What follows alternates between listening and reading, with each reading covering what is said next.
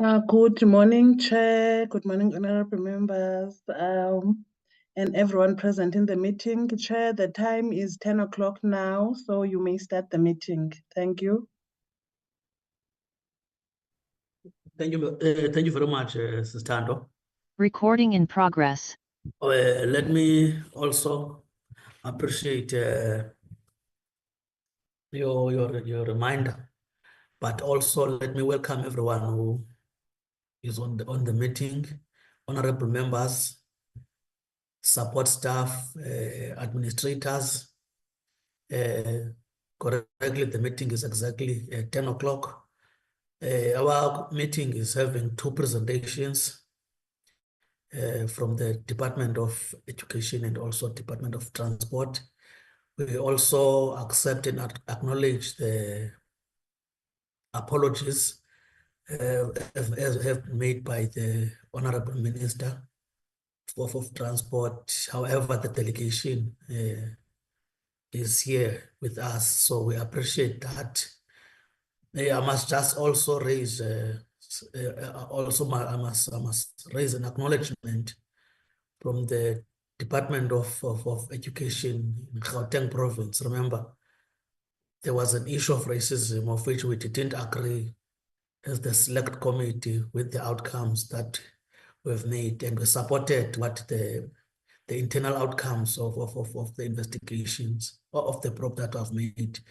The Department of Education made an external probe, and they found they received, in fact, the outcome of the report, and the report is exactly telling us of what is the situation of that school, Pretoria Girls High. So we acknowledge and we applaud the Department of Education, led by the MEC, indeed, and its collective, in ensuring that it stood firm in fighting against discrimination and racism in this day and age in our high schools, fighting what we are calling it no-go areas for our kids. Our kids cannot be subjected to the similar situation that we had in the past. So we are saying they must proceed with whatever means they are having. As a select committee,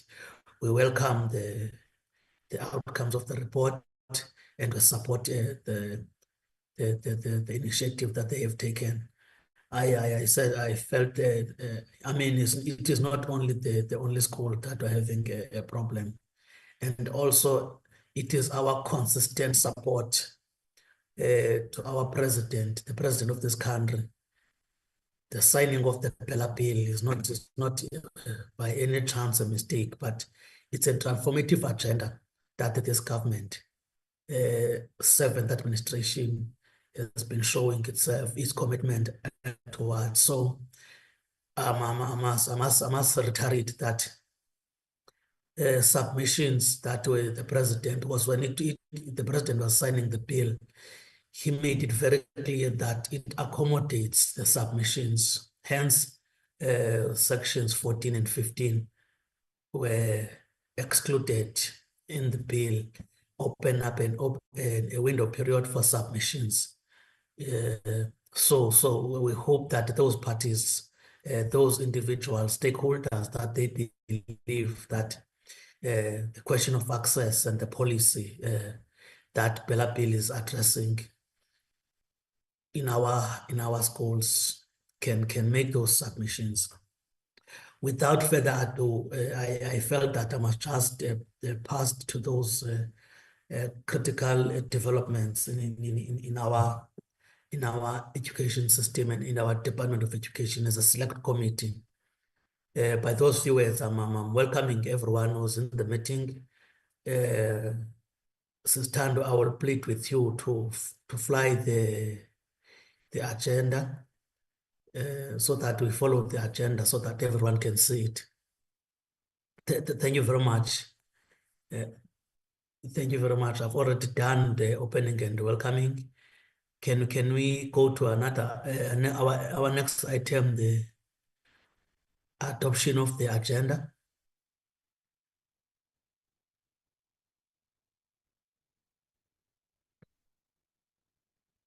Honorable members, can we adopt the agenda? Chair, I raise a hand. This is Honorable Mukwele. Yes, I raise the hand. No, thanks very much, Chair. And also greetings to honorable members in the platform and even the officials from the Department of Basic Education. Chair, without much ado, I move to adopt the agenda that we move with the agenda as presented. Thank you. Thank you much, Honorable Mukwele. Any seconder? Honorable Sibande, I move to second the adoption of the agenda. Thank you very much, Honorable Subande. Can we take the apologies? Can we formally take the apologies, Sistando?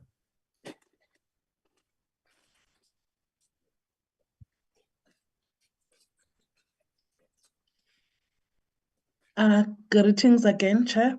Chair, I didn't receive any apology. The only message I received is that the Minister of Transport has requested the Deputy Minister to lead the delegation. Thank you, Chair. Yes, thank you very much, Sistando. The reason why I wanted the apology to be recorded as such, to be on record, understanding that we have received the brief, but for the sake of formality, the apology must be recorded as such, as we already said that we accept it and then also acknowledge, because the Deputy Minister is present and its team. Can we move now to... Chairperson, I'm not sure if member Naledi Sherwa, she's also not present. Please note her apology.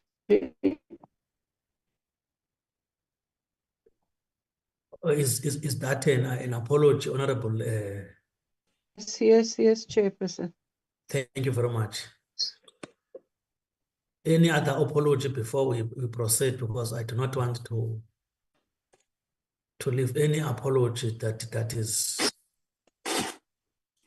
If there is no other apology, can we proceed now to our next item, which is the presentations? As I've already alluded that we have two presentations. I will plead honorable ministers and the Deputy Minister. Can you lead first with the Department of Education, Honorable Minister, and then also the team that you are with that is going to be making a presentation. Chair, maybe before you pass on the issue of apologies, if you allow me, so that I mustn't just a second, if you allow me.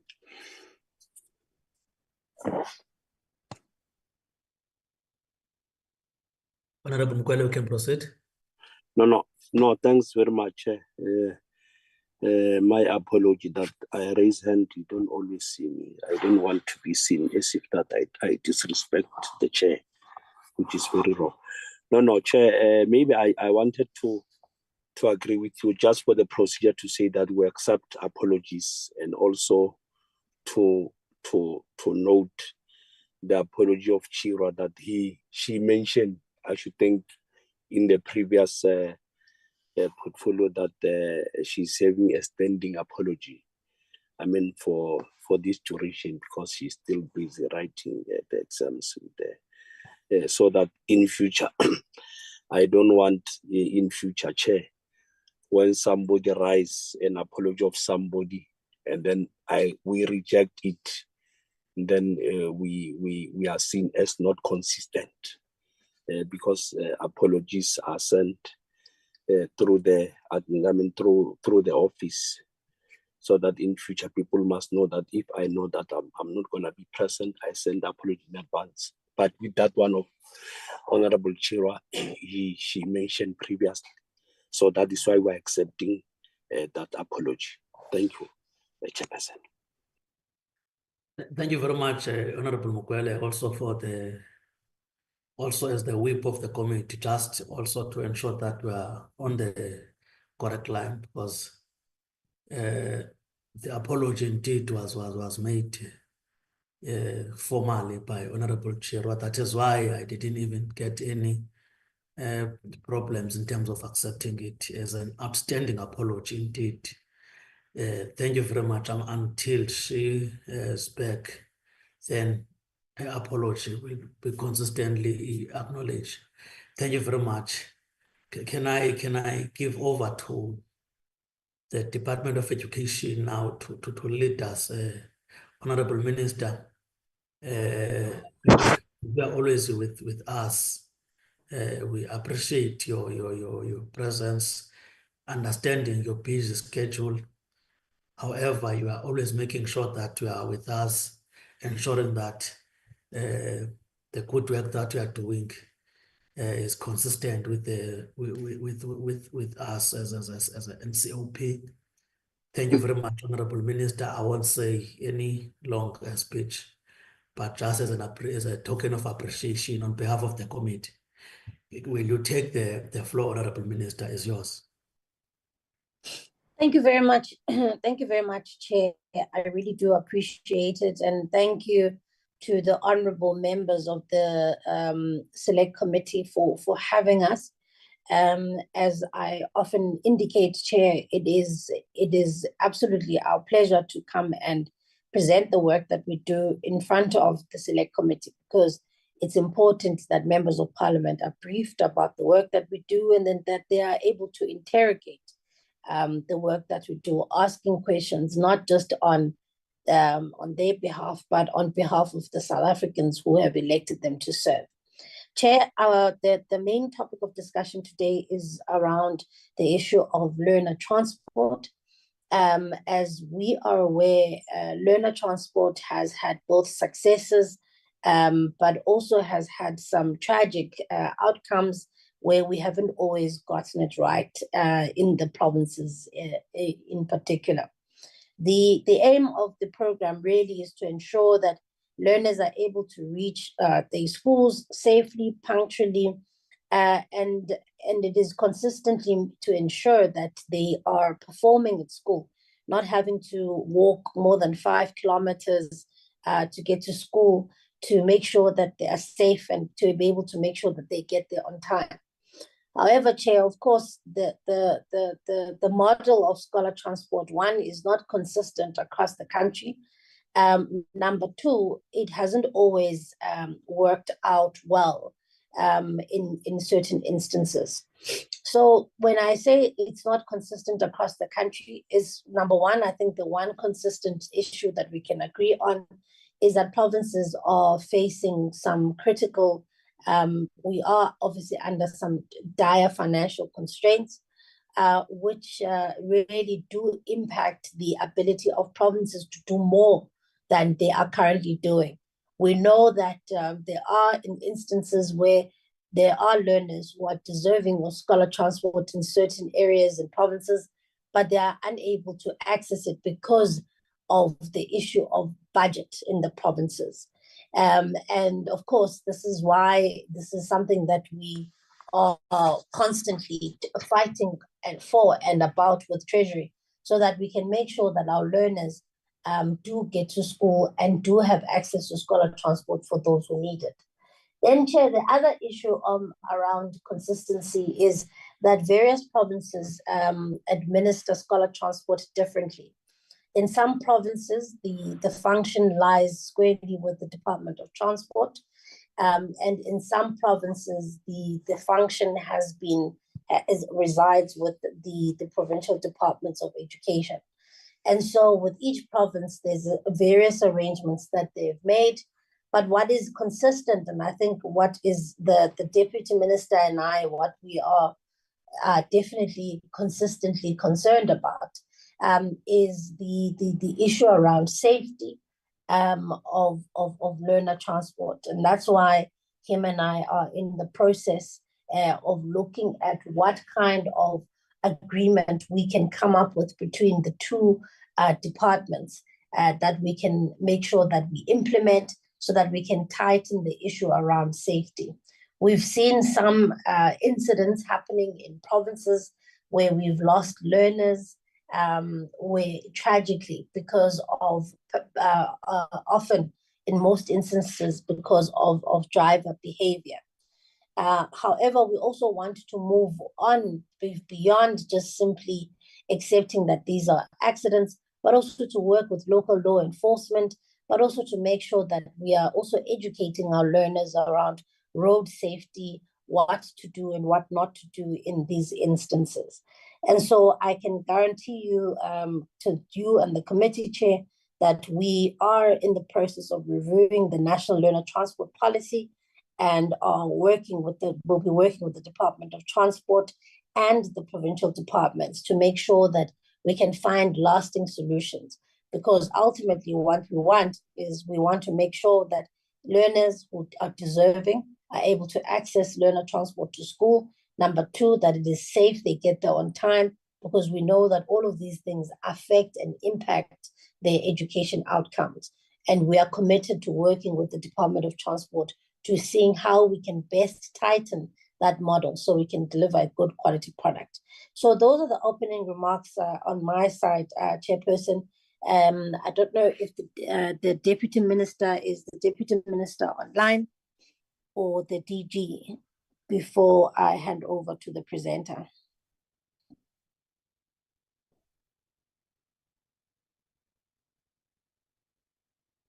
All right, is the DG online? Chairperson, just good morning. Khuleko Hlengwa here, DM Transport. Just for the purposes of clarity, are we going to start off and finish off with DBE first before we go to DOT?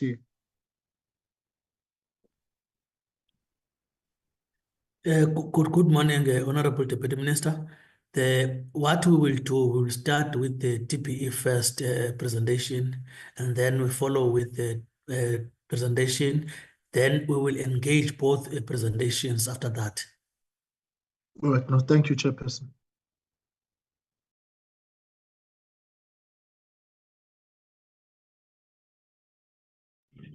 Sorry, Honorable Minister, we interrupted you. You No, can no, proceed. no. You can proceed. Thank you very much, Chair. Could the team please get started with the presentation then? I see it's already flashed on the screen. Good morning, Honorable Chair, Honorable members of the Select Committee, the Honorable Minister of Basic Education, and the Honorable Deputy Minister of Transport. Minister, Mr. Mafuku will start immediately with the presentation. Mr. Mafuku, let's go through the presentation, please. Thank you, Didi. Good morning, honorable members of the Select Committee, Minister, Deputy Minister, Minister of Transport, Deputy Minister of Transport, and colleagues. This is our presentation on the provisioning of learner transport as requested. The outline of the presentation, which I'm not going to take time on, looks at the background, the institutional arrangements, and at the end we'll be talking about the challenges and mitigations, just to indicate that as per the request, we have summarized the challenges and mitigations in provinces, not to indicate the challenges per province, since they are similar in all provinces. Just to indicate it to the committee that is just the slight amendment we did to the request. Now, in terms of the introduction, Chair, the learner transport policy was approved in 2015, and the objective is mainly to provide access for learners to quality education. And in doing so, we are providing safe transport that is sustainable. And the very policy provides that the national government will oversee this implementation, the implementation of this policy rather, in consultation with other stakeholders. And also the policy provides for the establishment of an interdepartmental committee that oversees the implementation of this policy, and this committee reports to both the Ministers of Finance and, the Minister of Basic Education and the Minister of Transport, apologies. Going on then, as the Minister has indicated, the function is a joint responsibility between the two departments, the Department of Transport and the Department of Basic Education. The function also straddles the different provinces in terms of where it's located. In 4 of our provinces, which is the Northwest, Mpumalanga, Eastern Cape, and KwaZulu-Natal, the function is managed by the Provincial Department of Transport. And in 5 provinces, which are your Free State, Gauteng, Limpopo, Northern Cape, and Western Cape, the function is managed by provincial departments of education. This is what the minister also indicated in her opening remark, that we do have this anomaly where the function straddles the two departments in terms of implementation at the provincial level. What are the roles of the Departments of Basic Education and the Department of Transport? As I indicated in the previous slide, the policy provides that the National Department will oversee the implementation of this policy in consultation with stakeholders including your provinces, your municipalities, your school governing bodies. And also, I've mentioned that there is a national interdepartmental committee that oversees, and this committee reports to the 2 ministers, the Minister of Transport and Basic Education. What is important also is to indicate to the committee that Learner Transport is funded from the equitable share allocation to provinces. And this is one area that we will refer to later on in the presentation, because it is provinces that allocate that funding and not the national departments that allocate the funding. It is provincial treasuries that provide those allocation to the different provinces or the different departments that implement as indicated. Just to talk to the qualifying criteria on learner transport, this is as outlined in the transport policy. First of all, beneficiaries would be needy learners from grade R to grade 12. That's the first criteria. So all learners from grade R to grade 12 who are needy, who require transport, are regarded as beneficiaries of the learner transport program.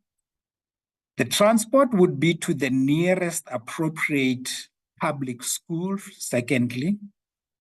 Thirdly, we mentioned that the policy mentions that parental choice of schools must not be provided with learner transport. Parental choice is where there is a school in the vicinity where the learner resides. However, parents prefer a school further on because of one reason or another. In that instance, the policy indicates that that learner will not be provided with transport. Then priority must be given to learners with special education needs, considering the nature of their disabilities, and as well as primary school learners who walk long distances to school. And lastly, the inclusion of learners into the subsidized service must consider existing learner transport services, and that no learner transport must be provided in areas where public transport is available. This is to avoid duplication of services and duplication of resources. So those are the major criteria that we use in order to determine qualification for learners into the learner transport program. Now, for the current financial year, Chair, These are the needs and plans that provinces have provided in terms of learners that are going to be transported. I'm not going to go province by province, just to indicate in total the number of learners who have been identified to need or require learner transport are 886,767 in all the provinces. And that number is in 5,734 schools. But because not all learners can be transported, as the minister has indicated, because of budgetary issues, only 673,117 learners are able to be transported. So that is the target for the current financial year, to 4,415 schools, which indicates that 76% of learners that qualify are targeted to be transported. And we have a deficit of 24% of learners in 1,319 schools that are not able to be transported because of challenges with regards to sufficient budget. The number of learners who are not being able to be transported is 213,650 learners in the current financial year. With regards to learners with special education needs in the current financial year, the needs that have been identified are that there are 48,076 learners that are in need of transport in 232 schools. However, 44,026 learners are able to be transported in 222 schools, which translates into 92% of the need. So meaning that 8% of learners that need, learners with special needs who need to be transported are not able to be transported, and the number is 4,050 learners in 10 schools. Now, the current financial year, in the first quarter, Chair, just to indicate that when we submitted this report, we were still collating the report for the second quarter. So we were not able to provide second quarter figures. They are available, however, but they became available after we had submitted the report to the committee. Now, on your right-hand side, the number of learners transported in quarter one, in column 1, 2, 3, 4, 5, 6, column 7, the indication is that out of the 673 learners who were transported, who qualify for transport, 685,710 learners were transported in the first quarter.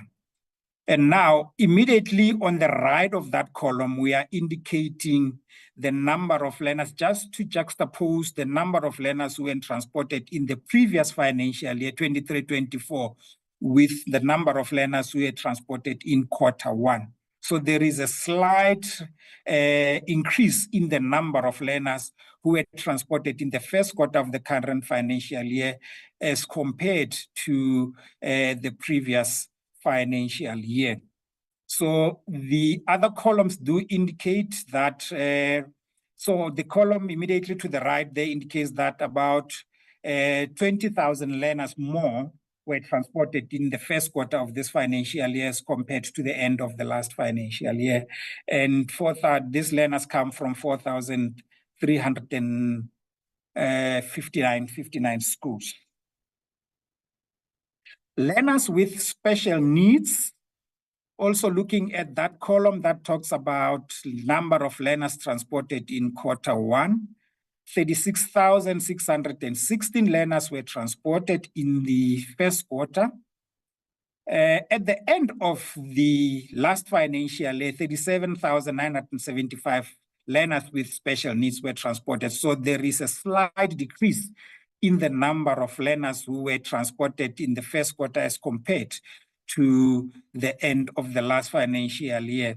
So the number there is that 1,359 less learners were transported in the first quarter of the financial year as compared to the end of the last financial year.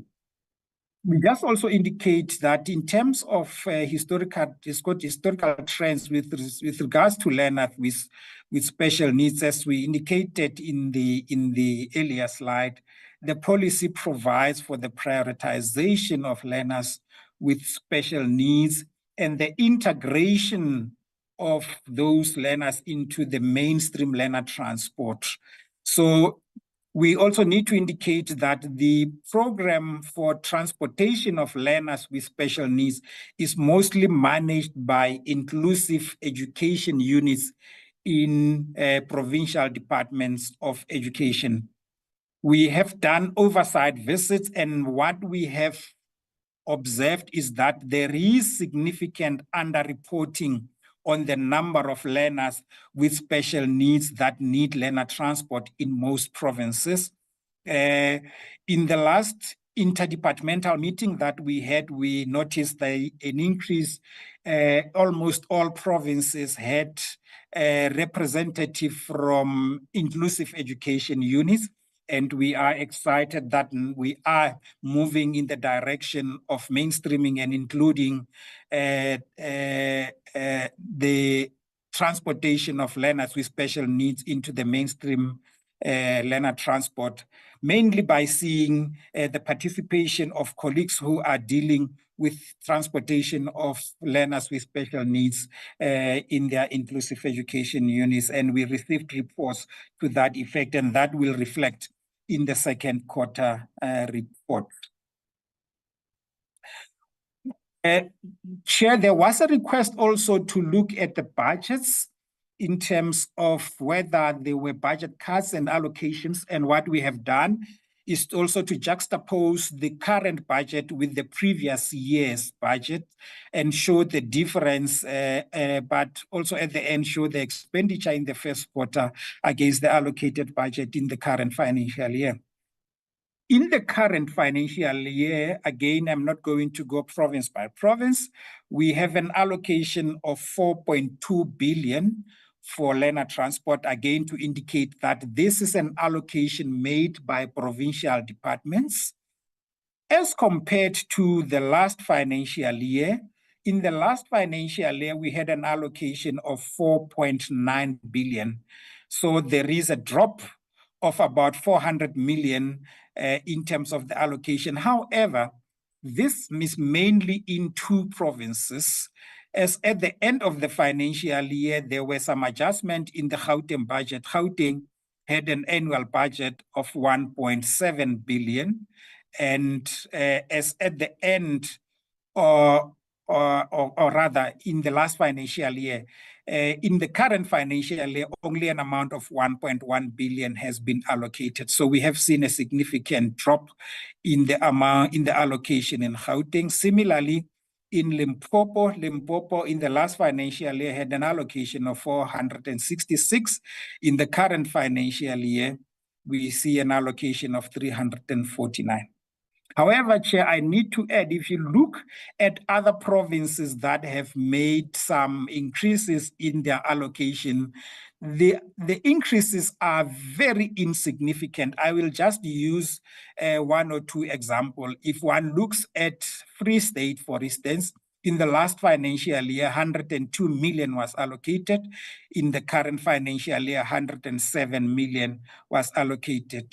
Just a small difference there. Similarly, in KZN, 266 million, which is one province that have a large number of learners that are not transported. In the last financial year, KZN had an allocation of 266. They've seen a slight increase, but very small, to 278 million.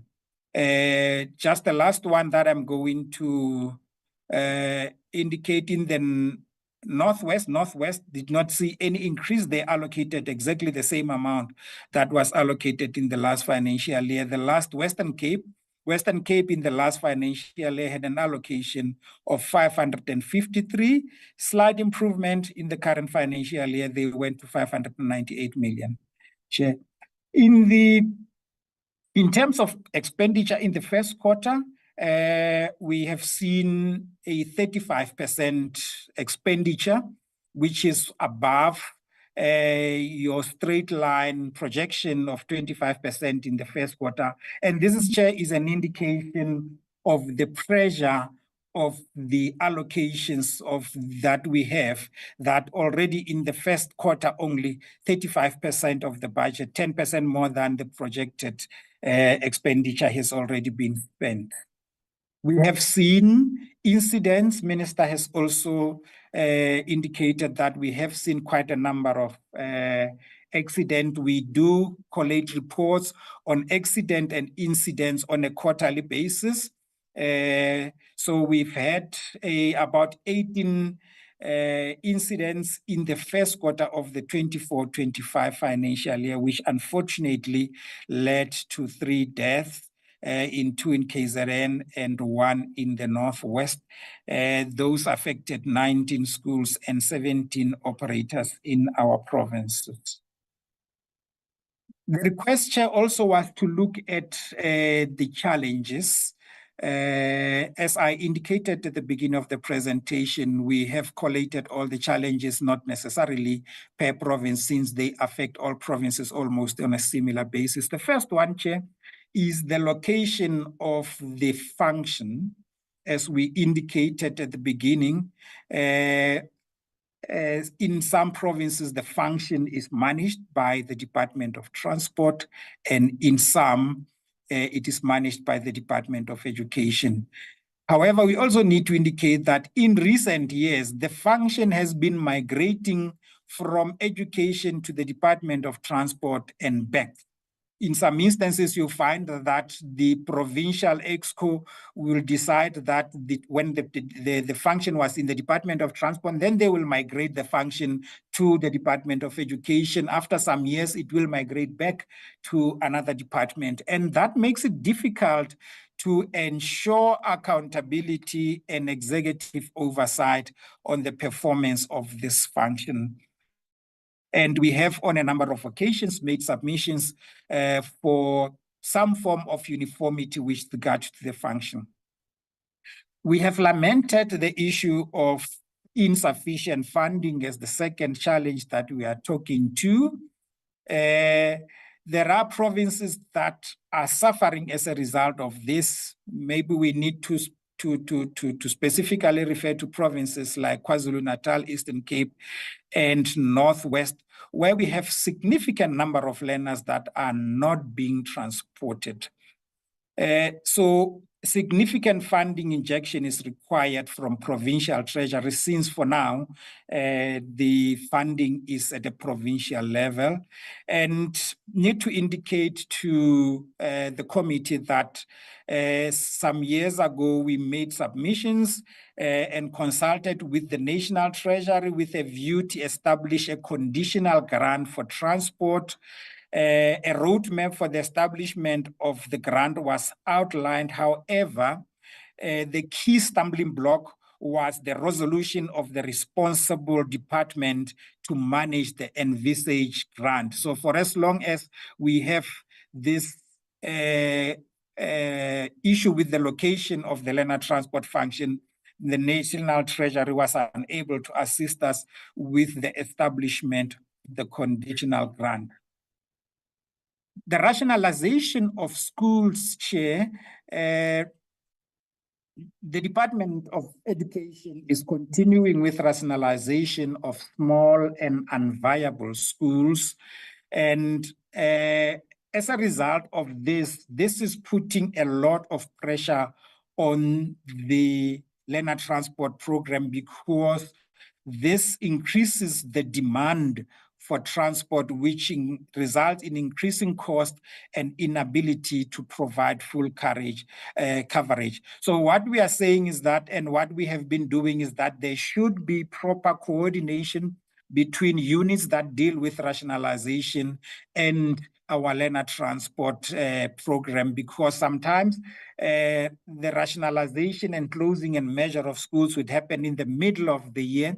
and there is no funding for those learners where the school has been closed for them to be transported to where they are being relocated to. So in terms of remedial measures is that there should be that integration between the two programs. The regulation of non-government learner transport program, Chair, the committee would observe that many of the serious accidents that have been reported are in instances where parents organize their own transport to transport their children to their school of choice. And in this instance, we have a situation where we have an unregulated transport for learners as a result of these arrangements by parents to transport their children. And the Department of Transport has been working with us in order to ensure that these unregulated transport arrangements, when they go into the road, those vehicles are also checked to ensure that drivers as well as the vehicles are also roadworthy and the drivers are also properly licensed. In terms of incidents, the DBE is also working closely with DOT, as I indicated, in roping law enforcement agencies to intensify their efforts. Road conditions, many, especially in rural areas, we have to do with very bad conditions, bad road conditions. In some instances, drivers have threatened to withdraw their vehicles because of the pounding they get from those bad road conditions. And what we do is to liaise, especially with municipalities, because many of those roads are municipal roads in most instances, and to advocate for improved conditions for the transportation of our learners. The last but one is inefficiencies in the provision of the program. I have mentioned the issue of transportation of learners to schools of choice. We have had a lot of situations where learners would be transported from one area to the other, mainly maybe because the school in the rural area does not have learners, and the principal would go and recruit learners from other areas. And we have those kinds of inefficiencies. Dedicated resources to manage and monitor the transport program at all levels, and mainstreaming of transport for learners with disability. And finally, Chair, the lack of alignment with the infrastructure provision. There needs to be alignment with the infrastructure program such that schools are built where they are needed in order to reduce the demand for learner transport. The last slide, Chair, is just to update the committee on the review of the learner transport policy, which is currently in progress. So just to indicate the areas where the review is looking into, first of all, is to look at the unmet demand of learner transport. What measures can be put in place to ensure that all learners that need transport are transported, the financial sustainability of the program, overloading, criteria for beneficiaries of learner transport. In some instances, if I can make an example, you have, for instance, in KZN, where the 3-kilometer radius is used, but in some provinces, in fact, it is only in KZN where 3-kilometer radius is used. In other provinces, the 5-kilometer radius is used. So the review of the transport wants to make sure that there is a uniformity across. The mainstreaming and inclusion of learners with disability, the location, I've mentioned that, monitoring of operations, the promotion of SMMEs, and in conclusion, Chair, we expect that this review would be concluded by March 31, since the process has to go through a public consultation process. Currently, the interdepartmental committee has concluded that process. From there, the review would go to the different reporting structures in the DBE and in the DOT. And from there, we will go out for public comments and engagements with the different stakeholders. And then from there, we will come back, consolidate the inputs to finalize the review. That is the presentation, Chair, and thank you very much.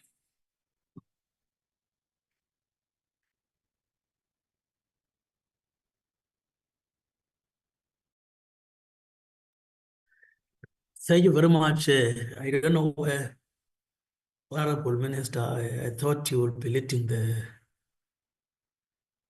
your team. However, I will take it over if you feel comfortable also for me to do that. Yeah. No, thank you, Chair. And thanks to the team. No, I just thought because there's two of us, I'll hand over quickly to the committee, so that you guys can then engage with both presentations. Thank you. Thank you very much. I just wanted to, if there are no other additions, then we can proceed to another one, Honorable Minister, with your permission, indeed. Yes, sir. I think we can proceed. Okay. Now we're going to move to the Department of Transport. Let me apologize, Honorable Hlengwa, our Deputy Minister, for not properly introducing ourselves. We took it for granted that due to our Minister of Basic Education's consistent engagements, we've made a mistake of thinking that you also have been engaging with your good self. However, we've made some error on that one. I must forward and submit our apology on behalf of the Select Committee. It is not deliberate undermining or neglect, but it was just an error, Honorable Minister. My name is Maki Feni. I am the chairperson of the Select Committee on Education. I will also plead with other members of the committee for purposes of formality and introduction of ourselves. Thank you very much. I don't think that will be taking a lot of time, Honorable Deputy Minister. Thank you.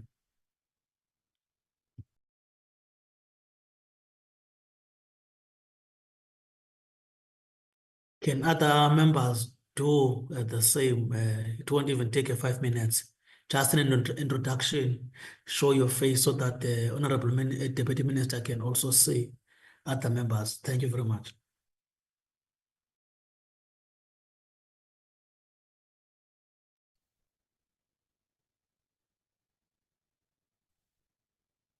Thank you, Chairperson. Myself, Honorable Member Pat Sibande, a permanent delegate, umahlali sangweni waka-Minister uBabuhlengwa. Thank you.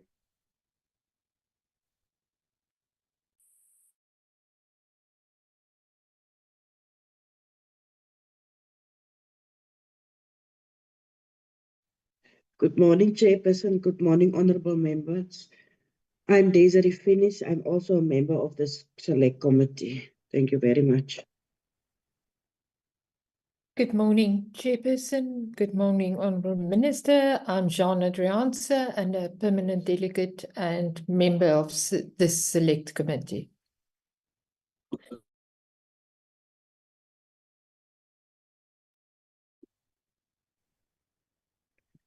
Good morning, Chair. Good morning, Minister. Good morning, Deputy Minister. My name is Nicola du Plessis, and I'm a representative from Gauteng and also serve on this committee.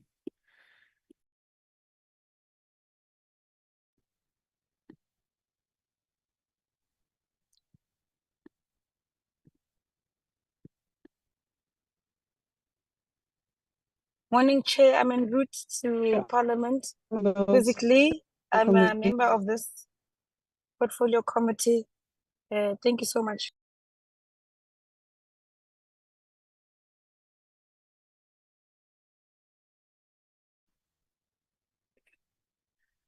Good morning, Chair. I'm Samatsembu Ngobo, a member of this committee from KZN. Thank you. Honorable Ngobo, can you show your face just so that when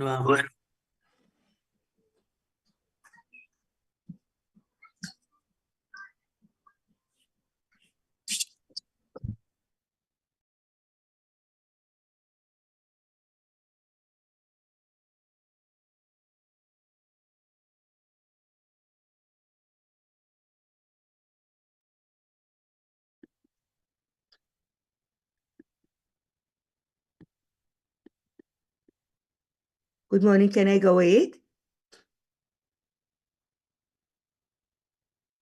you can proceed, Honorable Member. Okay, good morning, Honorable Minister. Good morning, all my colleagues. I am Honorable Matilda Baines, also a permanent delegate of the NCOP. Thank you.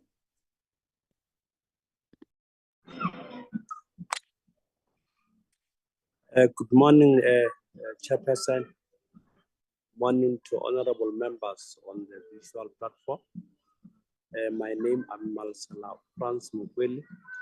I'm the permanent delegate from Limpopo province. I'm also the committee whip of this select committee. Thank you, Chairperson.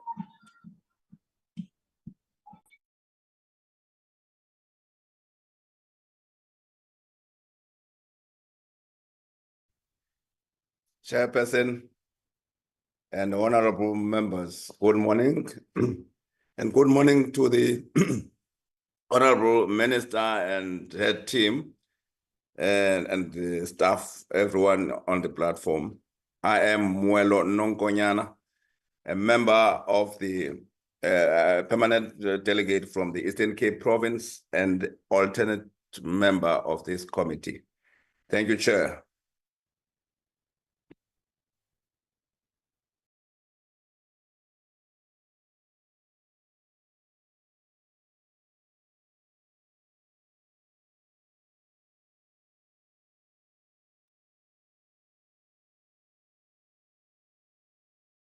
Is there any member that has not introduced himself or herself that we can proceed? We do not want to delay the Honorable Deputy Minister. If we are all fine, then I will allow the Deputy Minister to take the floor to introduce the presenter and also to make some remarks, welcoming remarks. Thank you very much, Honorable Minister, Deputy Minister. The floor is yours. No, thank you very much, Honorable Chairperson and honorable members, and to the Minister of Basic Education and her team and the team from our department. Chair, I want to thank you very much for this opportunity which you have granted us to appear before the Select Committee, and thank you very much for the introductions. My name is Mkhuleko Hlengwa, the Deputy Minister of Transport. The work, Chair, of Scholar Transport has been within my purview since appointment, and there's already been a meeting between ourselves, myself specifically and the Minister of Basic Education, on these very key areas of scholar transport. Secondly, Chair, I want to indicate that we as a department remain fully committed to ensuring the effective and efficient implementation and long-term sustainability of the Scholar Transport program, recognizing it's important in leveling the socio-economic inequalities to which confront our country, particularly on the key areas of access. And we recognize, Chair, that this forms part of the broader ecosystem, really, of the transport sector. What I would want to say, Chair, is there's just 2 or 3 things before I ask the DOT team to then take you through the presentation. which has got which I think have already been expressed by the basic education presentation.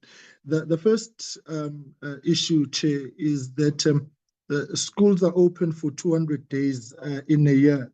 And so we, as a department, believe that, Chair, maybe just for the purposes of my bandwidth, can I turn off my camera? Because I think you've all seen proof of life. This is me. Chair, so the first area that I want to raise is that children are at school for 200 days in a year. Now, that means, as colleagues have been all attest, we've got then a heightened presence of vehicles on the roads because of the education transportation sector, which includes learners, teachers, and other education personnel and stakeholders. When schools are closed, we all recognize that even traveling in the morning, particularly morning traffic and afternoon traffic, there's an ease of movement in that regard. So that forms squarely within our road safety strategy in terms of the work that we now want to do. One, the review of the National Road Safety Strategy, which is currently underway, is going to factor that particular reality in as part of our heightened policing visibility on our roads as we seek to also implement the 24/7 safety visible policing program for another element of road safety. So, but however, this education transportation is a key area of focus because of the particular reality that I'm trying to paint. Two, I want to reiterate what the Department of Basic Education has said. Our concern about the inconsistency insofar as where the line function oversight is from an executive position is concerned within the various provinces. It is a challenge for oversight as well. Secondly, Chair, is we are doing work with the Road Traffic Management Corporation, which is a entity within the Department of Transport, and we have made it a point that as and when the tragedy of accidents befalls us, that we must therefore make use of the RTMC for the purposes of investigation with other stakeholders.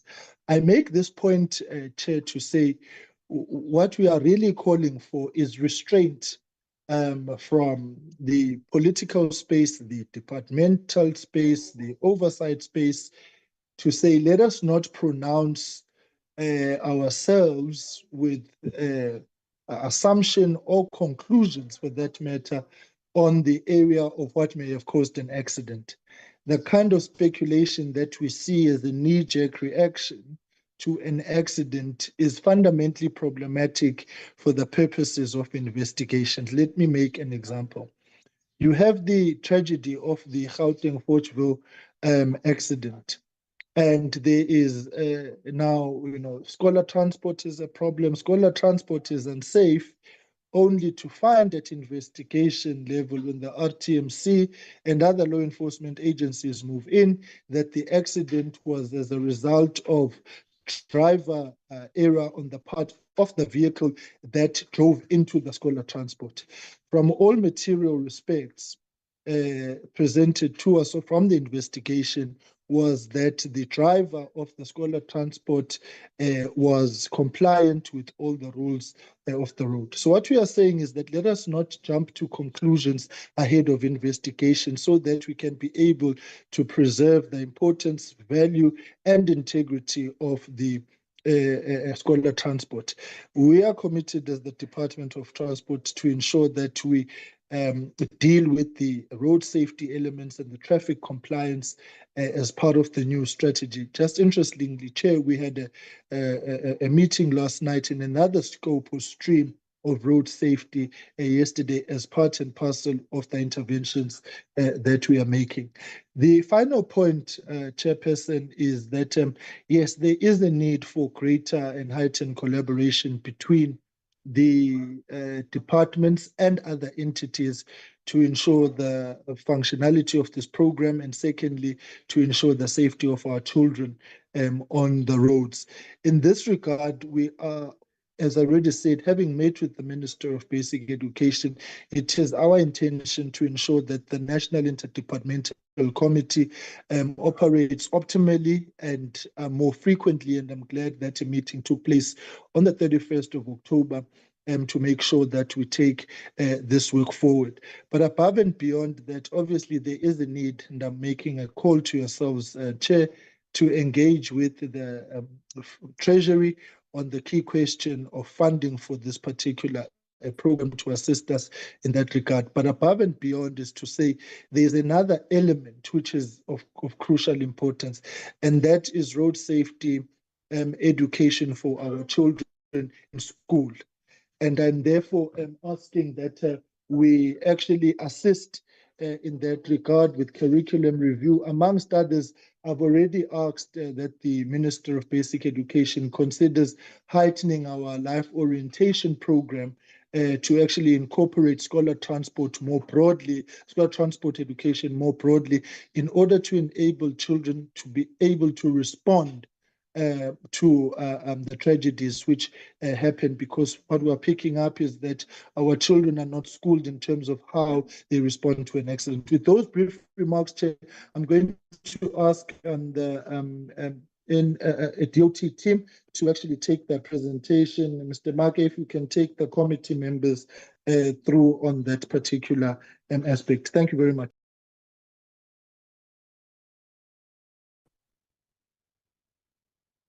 Good morning, Honorable Chairperson of the State Committee and honorable members, Minister of Basic Education, and the Deputy Minister of Transport. What I'm going to do, Honorable Chair, I've seen that there is an overlap in terms of the presentation that was done by my colleague from the DBE side. So some of the slides are, which are repetitive, are unable to repeat it, Chair. So in terms of the presentation outline, there's introductions and background. Just to give a context in terms of how the Learner Transport Program is currently being done, policy and legislative environment. The institutional arrangement, I think Mr. Mapoke has already alluded to that point. I'll just focus on number 4 in terms of the National Transport Policy, some of the policy directives in that space, the implementation of the Learner Transport Program, just to give an historical context in terms of the implementation of the program, road safety, which the Deputy Minister has just alluded to currently, and some of the challenges and mitigation plans. We have the National Learner Transport Policy, which was approved by Cabinet. The vision is to provide a safe, reliable, integrated transport service that caters for the needs of the learners. In terms of the environmental context in which this program is currently being undertaken, we have challenges around learners transport where there is no services at all, unsafe vehicles that are used, uncoordinated services, unscrupulous operations, and non-standardized costing and remuneration models, just to mention a few. Just to give you a context, Honorable Chairperson and members, is that in terms of the National Household Travel Survey, which was completely recently by the department, walking all the way to school is the main primary method that is being used for learners to access their schools. 14 million learners who attend educational centers, 8.9 learners all the way to schools, most of which are in Popo, respectively. And the main reason for walking to school is that the schools is closer, which is a positive observation from the survey, and that also that in some respect public transport is too expensive, which deals with the issues of affordability. In some instances where there's no transport at all at 3%. I think the most important point that I want to mention on the slide is that average time that learners walk to their educational centers is 29 minutes. And the percentage of learners who travel to school is for more than 60 minutes, which is an hour, is 9%, which is quite a big number in terms of time that they spend. Obviously, that affects their performance in terms of education and so forth. But further, Chairperson and other members, just to indicate that I think one of the issues that we need, the National Housing Travel Survey has observed is that 2.8 million learners use private scholar transport to reach their educational centers. And then only 19% use government subsidized scholar transport. And then of that, 1.9 million use taxis, and only 667,000, which is 30%, use our land transport and so forth. So in terms of these statistics, I think it tells us that I think focus as government, we should be able to implement is around how do we then get to ensure that these 2.8 million learners, as well as the other ones that are using subsidized learner transport, arrive to school safely, to deal with the issues of access as well as the implementation of the National Road Safety Strategy. In respect to that, the government has developed and approved the policy to address the issues of access, road safety, and funding, amongst the others. In terms of the policies, we've got the Constitution that deals with the Section 29, which provides for that everyone has access to basic education. That also mandate the department to develop and implement transport policy. We have the National Policy for Equitable Provision of an Enabled School Physical Education and Learning Environment, which deals with the issues around access to scholar transport, in that where where ease of physical access to school is not viable. Proposed alternatives include provision of scholar transport and hostels and special schools. We do have the National Land Transport Act, which has been recently been amended, which prescribes regulations in as far as land transport is concerned.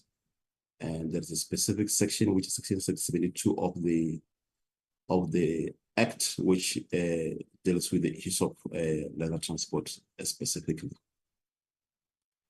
We've got the South African Schools Act and the National Educational Policy and Intergovernmental Framework Act, particularly dealing with the issues of concurrent functions on land transport in as far as cooperative governance is concerned. Right, I think Mr. Makoko has touched on this point, Honorable Chairperson and honorable members, on the issues of what happens at the national level in terms of the National Interdepartmental Committee. The committee is functional. We sit on a quarterly basis, and we report as required to the two ministers. And Mr. Makoko has already mentioned the issues of what happens at the provincial level.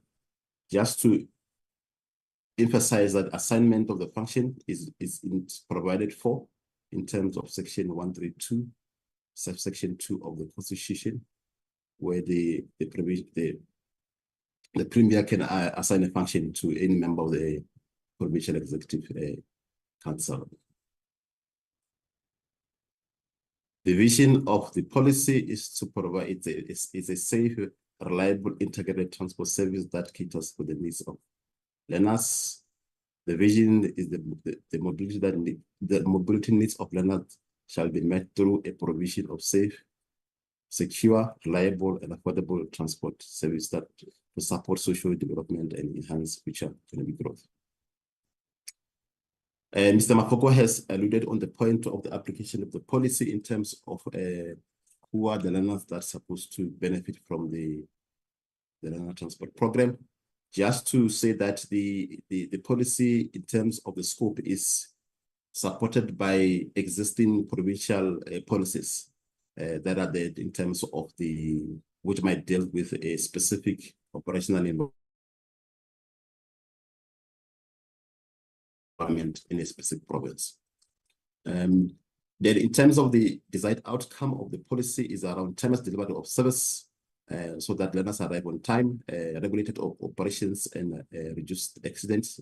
That deals with the issues of the NLTA and the Road Traffic Act in terms of planning and implementation, well-maintained vehicles, viable and sustainable operations, uniformity of services and tariff structure, and effective performance monitoring. In terms of the policy direct objectives is to guide the implementation of the shared vision to access to quality education through coordinated and aligned learner transport system, and to improve the planning and implementation of learner transport service, to ensure effective management of learner transport system, and to provide safe, secure, and transport learner through coordinated cooperation and collaboration with law enforcement authorities. These are the key elements of the policy. The first one deals with the institutional framework for implementation of learner transport planning that provides that provinces must include all the elements in terms of the planning, including beneficiary assessment, road safety, infrastructure, and so forth. The next issue deals with the issues of road safety and security. Is the implementation around Learner Transport Act and the Road Traffic Act, and all issues around law enforcement on the road safety aspect. Then the next issue deals with the criteria for learner transport beneficiaries, which Mr. Mapoke has explained already. And then the next issue deals with the service design, and when the implementing department design learner transport service, what are the issues in terms of the design of the service elements that need to be incorporated, including issues of infrastructure and so forth, procurement of learner transport services, remuneration of learner transport funding, model integration, universal design, law enforcement, and monitoring and evaluation. The next slide deals specifically to each and every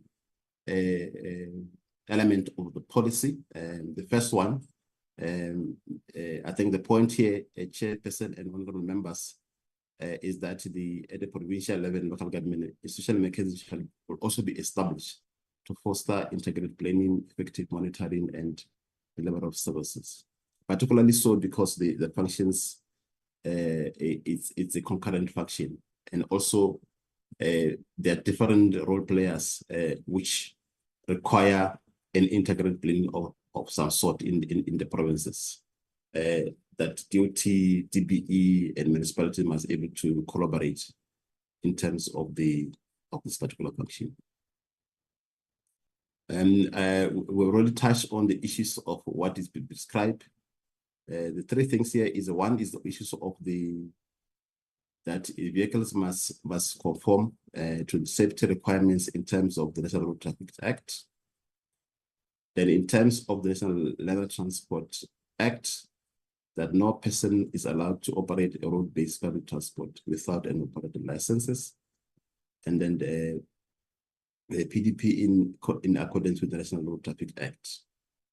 And thirdly is around the issues of that there must be sufficient capacity in terms of law enforcement at the national and at the provincial level to monitor the implementation of the above acts.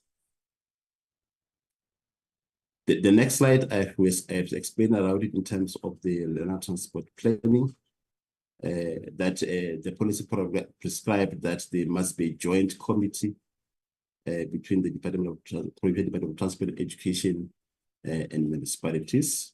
The criteria has been explained by my colleague from the DBE side. The service design I've already explained in terms of what we mean by that is the issues around infrastructure, pickup points, and signage in terms of the transportation of learners, and procurement that only authorized operators with approved modes of transport must be contracted, and the remuneration must be a standardized measure of remuneration for subjects that must be based on the total kilometers traveled, and factors such as road condition must be considered. I must mention, Honorable Chair and members, that we have done some work in terms of assisting the provinces as the National Department of Transport, and as far as the issues around remuneration, we are finalizing the financial framework.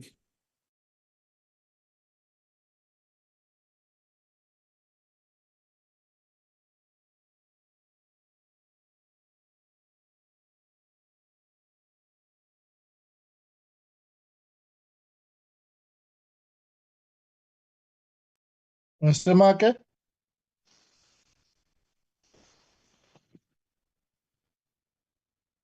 We can't hear Chairperson.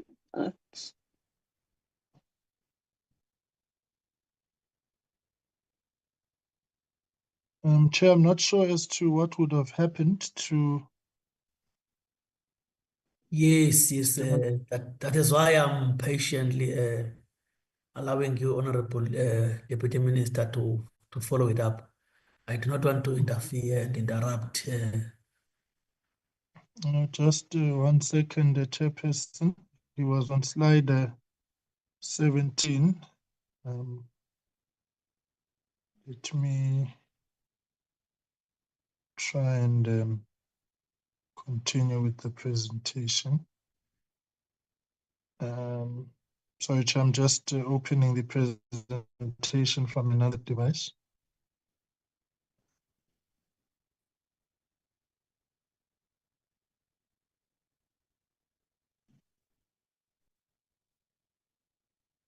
Mr. Mark, are you back?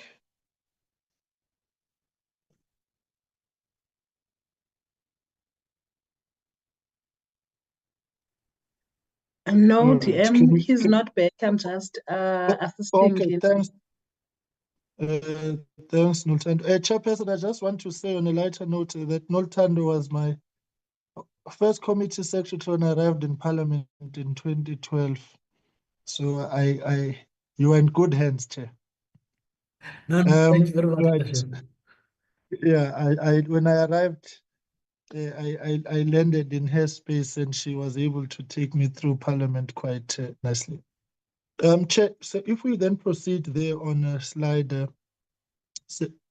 17, Mr. Marke was already on the remuneration, and that we are looking at the standardized measure so that they can be a baseline and mitigate on the challenges around inconsistency, which I play because they do invite problems for us as well. And we also need to look at the issue that basic education has already touched on, which is broadly within our outlook in this administration, the provision of resources and infrastructure to deal with road conditions, particularly the key issue of potholes, and ensuring that in rural communities we are able to provide yellow fleet to deal with that matter. Next slide, please.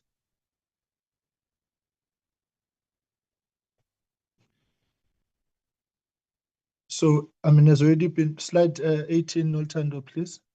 Right. It is on the issue of funding, in that we are looking at funding to be done through provincial treasuries insofar as budget allocations are concerned, and that as a department, we are also wanting to ensure that moving forward, there is an implementation to promote all use of all modes of transport. Here, Chair, we're looking at issues around the work that we're already doing for the reopening of lines, revitalizations of PRASA lines. I think 31 of the 40 integral PRASA lines have been opened, and that will help us. Amongst others, we are looking at the road to rail, And it's not just about the movement of goods and services, but generally the movement of passengers, including but not limited to learners. And then, of course, we are looking at the issue around universal design, because amongst others, what that will do is it will help us to standardize on all key areas of intervention. And we want to, of course, promote the access of transportation to persons living with disabilities. Next slide, please.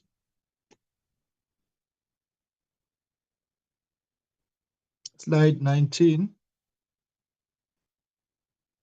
Chair, I think this in part was covered by the Department of Basic Education. The numbers, colleagues can come back to them.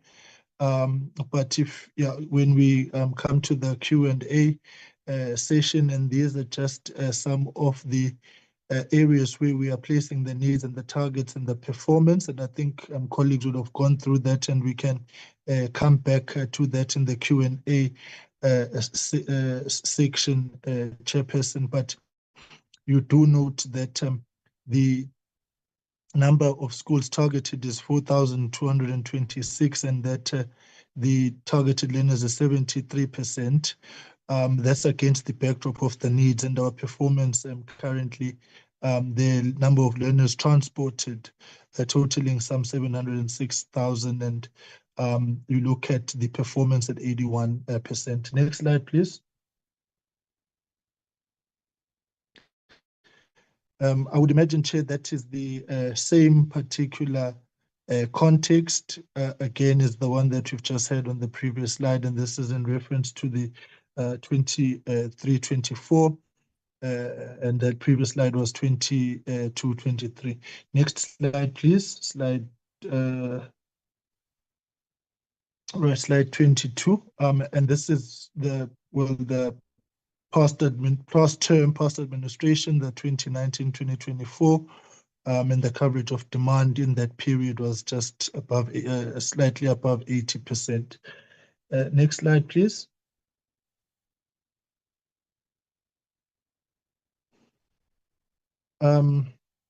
Chair, again, there too is a comparison of the numbers of learners in need and the numbers that we have transported, and you'll recognize that we do fall short of those in need and those we've transported, and amongst others, the key area is really around budgetary constraints.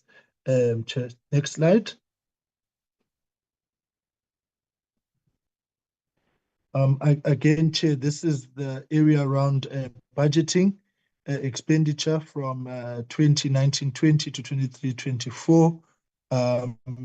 And I think that colleagues will come back to the slide when we engage it as well. But over the past 5 years, you are looking at a budget expenditure of around 98.2%.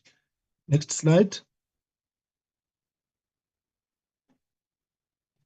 Chair, I think that's just a graphic illustration of the previous slide. We can go to the next one, to slide 26.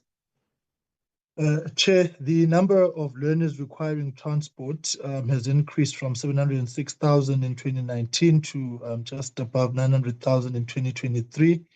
And the determination of the need is undertaken in line with policies and, of course, schools of choice. There's been a steady improvement, and from over 557,000 to 700,000 in 2023 in the 4,200 schools, and this is only 80% of the total reported need. And then the budget expenditure from 2019-24 is 21.7 billion, which is from the 3.9 billion in 2019 to 4.9 billion in 2024. Of course, this only focuses on subsidized learners in terms of the policy, as to an overall broader picture of private learners who use transportation, which represent about 80% of the total need of the transport. Slide 26, please. I'm in 27, sorry. I hope Mr. Make is being found to come back. Chair, we are also here placing the plans around the needs, target, and non-beneficiaries. I think, Chair, the issue has been spoken about as well, that we're also dealing with the dichotomy of subsidized transportation through this program, and then there's the private arrangements that parents are making. So you'll find that the scope of intervention for the Department of Transport is broader, in that our oversight from a regulatory point of view and compliance point of view is not only on what we subsidize in this program, but also the private operators, which may be arrangements done by schools, parents, societies, and so on, for the purposes of the movement of children. Carpooling is also another area of focus. And so I think this looks at, amongst others, that key area insofar as the needs, the targets, and the non-beneficiaries. But I think from another perspective is to keep that in line. Slide 28, Chair, would be a graphic illustration again of the demand versus the target, which, as you can see, there, the numbers for the different provinces, Chairperson, and I think the team will expand a bit further on the work that has been done in this particular area. Slide 29, please. Chairperson, as already indicated, we are looking at some 890,000 learners in need for transport in some 5,700 schools, and provinces are planning to transport some 670,000, which is 75% of the reported demand. The review of the learner transport policy will in the main cover the three key priority areas of clarity in the eligibility criteria, because that is something that is, amongst others, also a moving target as and when conditions in society and in the socio-economic space change. The strengthening, of course, of the road safety measures, which is consistent with the review that we are doing of the National Road Safety Strategy, and ensuring that we are able to work with basic education internally in school, the safety and stakeholders, including and so on, and believe that work with SGBs is of critical importance. And of course, to clarify the roles and responsibilities of the departments of provincial transport, education, and local government, and that this is another area we would want to support an intervention. And then, of course, to finalize the financial framework for the implementation on two key areas: to develop a costing and remuneration model, and to ensure that the cost estimate for the full implementation are presented to National Treasury and yourselves, so that there can be clarity in that space. Next slide, please. Slide 30.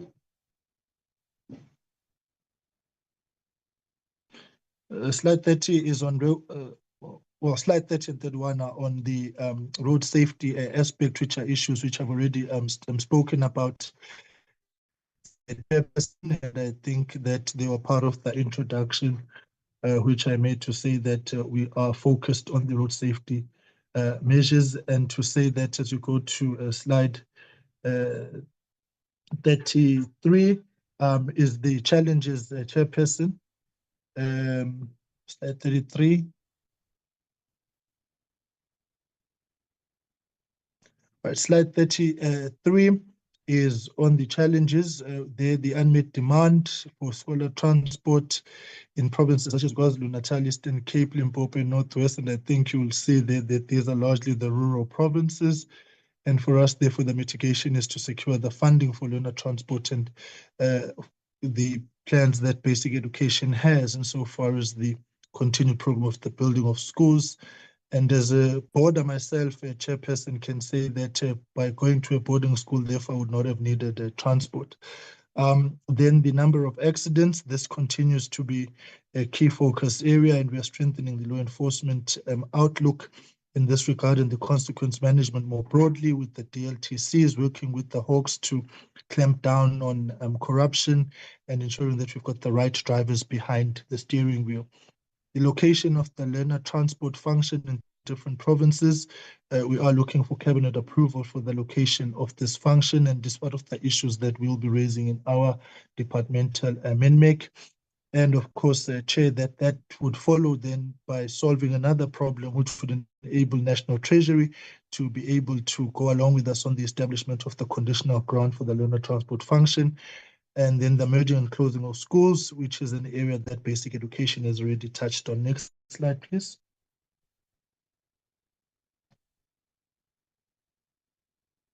Nakensa slide. Thank you very much.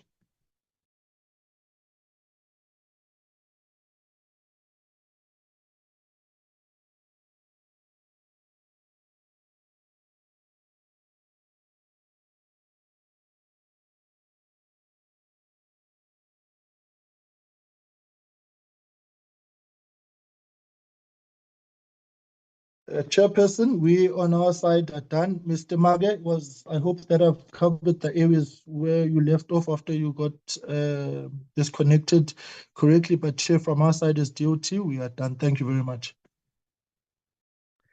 Thank you very much, Honorable Deputy Minister, and your team for presentation. However, we will accept and acknowledge the technological impediment that you encountered, Mr. I forgot the surname. When you're making your presentation, and your Deputy Minister, I think he thoroughly and progressively presented the last part of the slide. What we are going to do now, we're going to engage on both as they presented. However, we will plead with both presentations just to make some submissions, written submissions to the department, so that whatever that has been left out on a verbal responses can be captured in writing. This is what we've agreed on as the committee as a way forward, because some of the issues sometimes will be left out when they are responded on to, so that those that have been left out can be captured in the form of writing. That must be done within the period of 7 days, so that we don't take too long, so that when we are interacting with the responses, if there are any issues that we feel that have been left out, we can follow them up. So I will allow those engagements now from honorable members. You will ask questions and then comments wherever you feel that it is necessary to do so, with no order of engagements, but just straight to the point of presentations, chip in directly to them. Thank you very much. I'm allowing hands now for inputs. Thank you very much.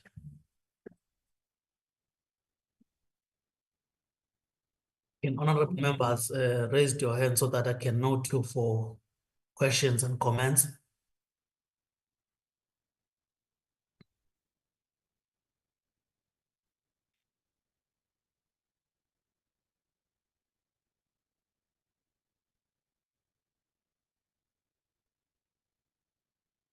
Are you still there, honorable members?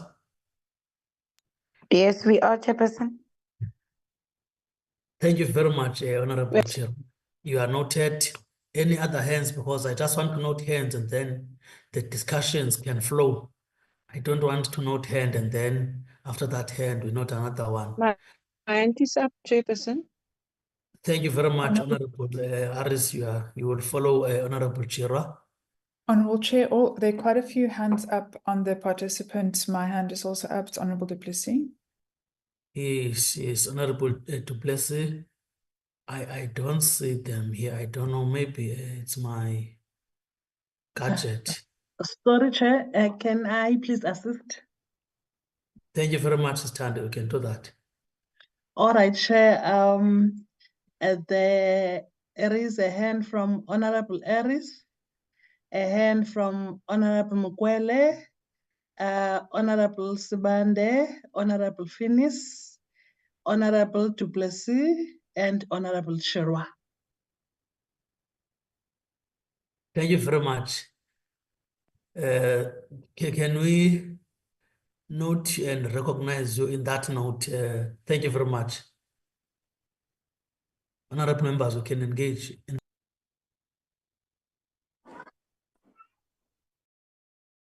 Well, Chairperson, will we start from Masao? In that sequence? Chairperson? Sorry, Honorable Harris, we have requested Miss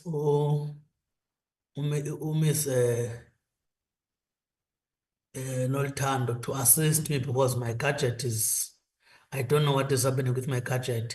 So she made an order of hands. Okay, sure, then it is the right. Yes. Thank you, Chairperson. But first and foremost, I would like to raise my dissatisfaction for the fact that the Deputy Minister must come and present to us, because I believe that all the officials are online, and I also believe that the DG have an assistant DG. And if the assistants are not there, there are more other senior managers that can come and present to us, because we need to understand that we need to hold the department accountable. That's the first thing.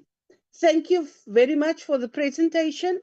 Chairperson, children in the Northwest, in Tisiyani and Madibe, Molema village in Northwest have dropped out of school because of long distances they are required to walk. It is about more than 30 kilometers, outside Mafeking. So I just want to check with the department what measures did they have put in place to resolve this problem. And then also the department must give us a breakdown on how many children have dropped out of school due to scholar transport. And then, Chairperson, the Eastern Cape had recently admitted in the High Court that thousands of learners qualify for school transport, but they cannot provide this transport. And I want to check with this department what plans they have in place to change the distance requirements, because currently there's about a 3 to 5 kilometer criteria set, and what measures they have in place to ensure the safety of learners, specifically those learners that are using private or taxis to school. I've noted in the presentation, they say about 80.8% learners use private sectors transport, which is quite a huge percentage. And then also many of the transport used to drive school children are not in a roadworthy condition. And I want to find out specifically from the Department of Transport, how do you regulate the roadworthiness of transport used to drive our learners to the school? In some, and then there's another issue, Chairperson. In some areas, there are taxis demanding children use their services. And I want to check with the department what they have in place to protect our children, because we have seen this recently, that people are forced to use these taxi services. And then also, there's, what plans do they have to ensure that schools have their own transport services, like buses? When you look at the budget allocation of 4,282,794,000, it's a huge budget. I want to check from the departments, why can't the schools not getting their own scholar transport? Why can't this service not be insourced? I mean, I think we can save a lot of money there, and also the safety of the children will be much better. And then there's a required policy stated that children live 3 to 5 kilometers away from school. But I want to check, there's children that what measures they have in place for learners that must walk through the bushes, rivers, uphills, in terms of the safety of our learners. What do they have in place apart from their policy requirements that are saying that they must live as X amount of kilometers away. Then the other thing also I would like to add in KZN, the needs, what measures for that 31% in terms of the needs plan target of what is the reason that there are only a 31% target needs for learners that need transport? And then the other thing that I would like to raise is that the migration of ECD to basic education, there's a lot of children specifically with special needs that are in the ECDs. I want to find out from the department, will they provide transport for those children that are in ECDs? Some of the ECDs are not necessarily located at the primary school, but some of the ECDs are also giving, the grade R. They are also teaching the grade R learners. I think that's mine. Thank you, Chairperson.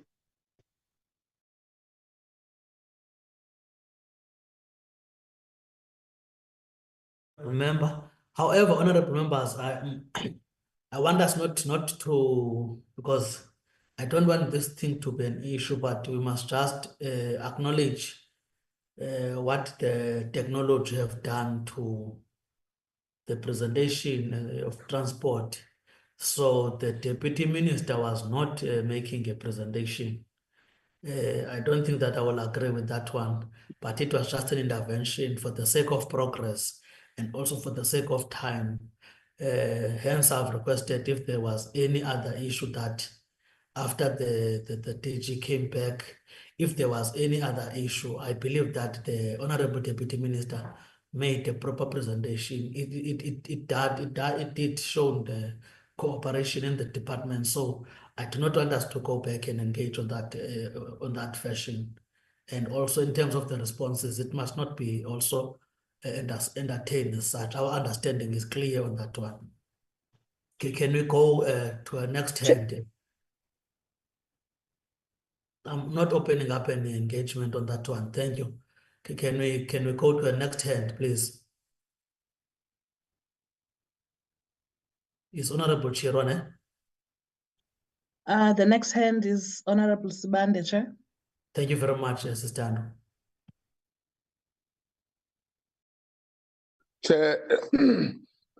Chairperson, I'll try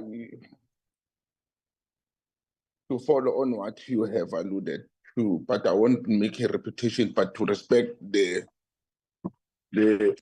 protocol which you are giving us, that we fully agree that this presentation was done by the department, but not by the ministers.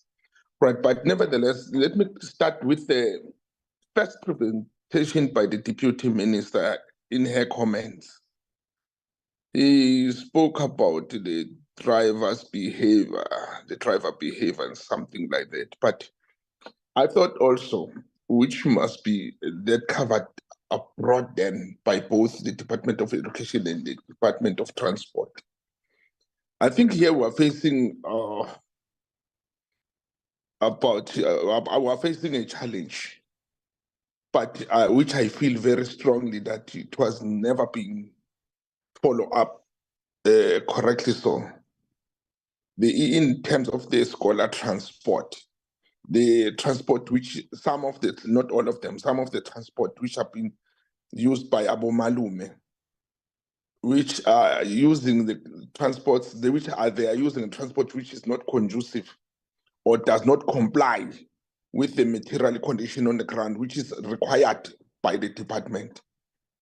I wanted you to find out what is the status quo at the moment? What is the department doing in terms of making sure that Abo Malume to the transport which is used by our parents separately is making the requirements? Because at the end, if there is an accident, the finger is pointed to the department while the arrangement is arranged by my parents. So what is the status quo then? And then also, my interest Chairperson, in terms of the allocation of to both Department of Transport and the Department of Basic Education, I've got a serious worry. Because why I'm having a worry, if you go down to the last presentation from the Department of Transport, that there are challenges of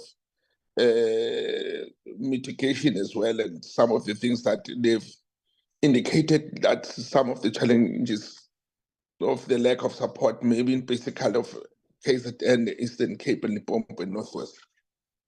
To me, it boils back about the issue of the allocation from the national department. I'm a little bit concerned in which sense.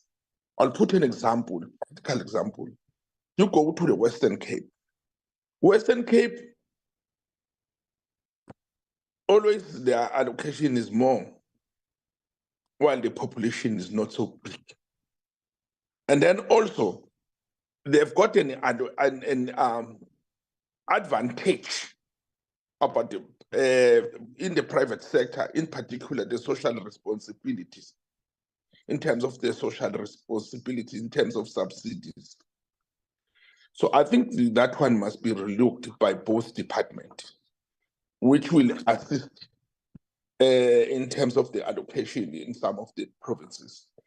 And then also, the various provinces which they've alluded to, I've got a problem, specifically during the rainy season, in terms of their roads. Honorable Deputy Minister Mkhuleko Hleng, no, when it's a rainy season, it's worse, whereby some of the scholar transport, they can't do anything. In some of the instances whereby the issue of bridges towards the school are not in a good condition. Minyakala lapho something must be done, or a proper audit must be done, so that we know exactly that in this place. I'll put an example. If you go to what I can say, but I'll come back, it's slip of my mind. We had a serious problem previously. Msinga, in some of the areas around Msinga, we had serious problems with bridges, in particular in the rainy season. You can't do anything. People can't go to school, they can't go to anywhere. And then in a problem on that one. And then also, what? Let me pose there, Chairperson. I had a lot of in my mind, because they indicated that the fund is they are receiving funds from the equitable whatever. To me, I'm not satisfied. That one must be readdressed, because it's known very well that most of the disadvantage, in particular, underline some of the areas which we're talking about, they were disadvantaged in the past. They are still disadvantaged even in the present. During our era, no, that must be corrected. Thank you. I'll shoot it there, Chairperson. In that order, thank you, Honorable Subande. In that order. Ngiyabonga Sihlalo, and greetings to everybody. And thank you so much for the presentations. My first question is in relation to the scope that's provided by both departments, particularly the Basic Education Department. What comes off, Ngati, the department is really not aware of some of the indicators or some of the founding reasons behind the effects of this issue of learner transportation. I'll give an example, Minister. In township areas, particularly because mina ngakhula lapho, so I've got more context in relation to that. Some of these relations that we see between teenagers and children and elder men or older men, with girl children in particular, with them being taken advantage of is in relation to transportation. We've got young girls who opt to go into relationships with older men because abana transport yokufika esikoleni noma yokubuyela ekhaya.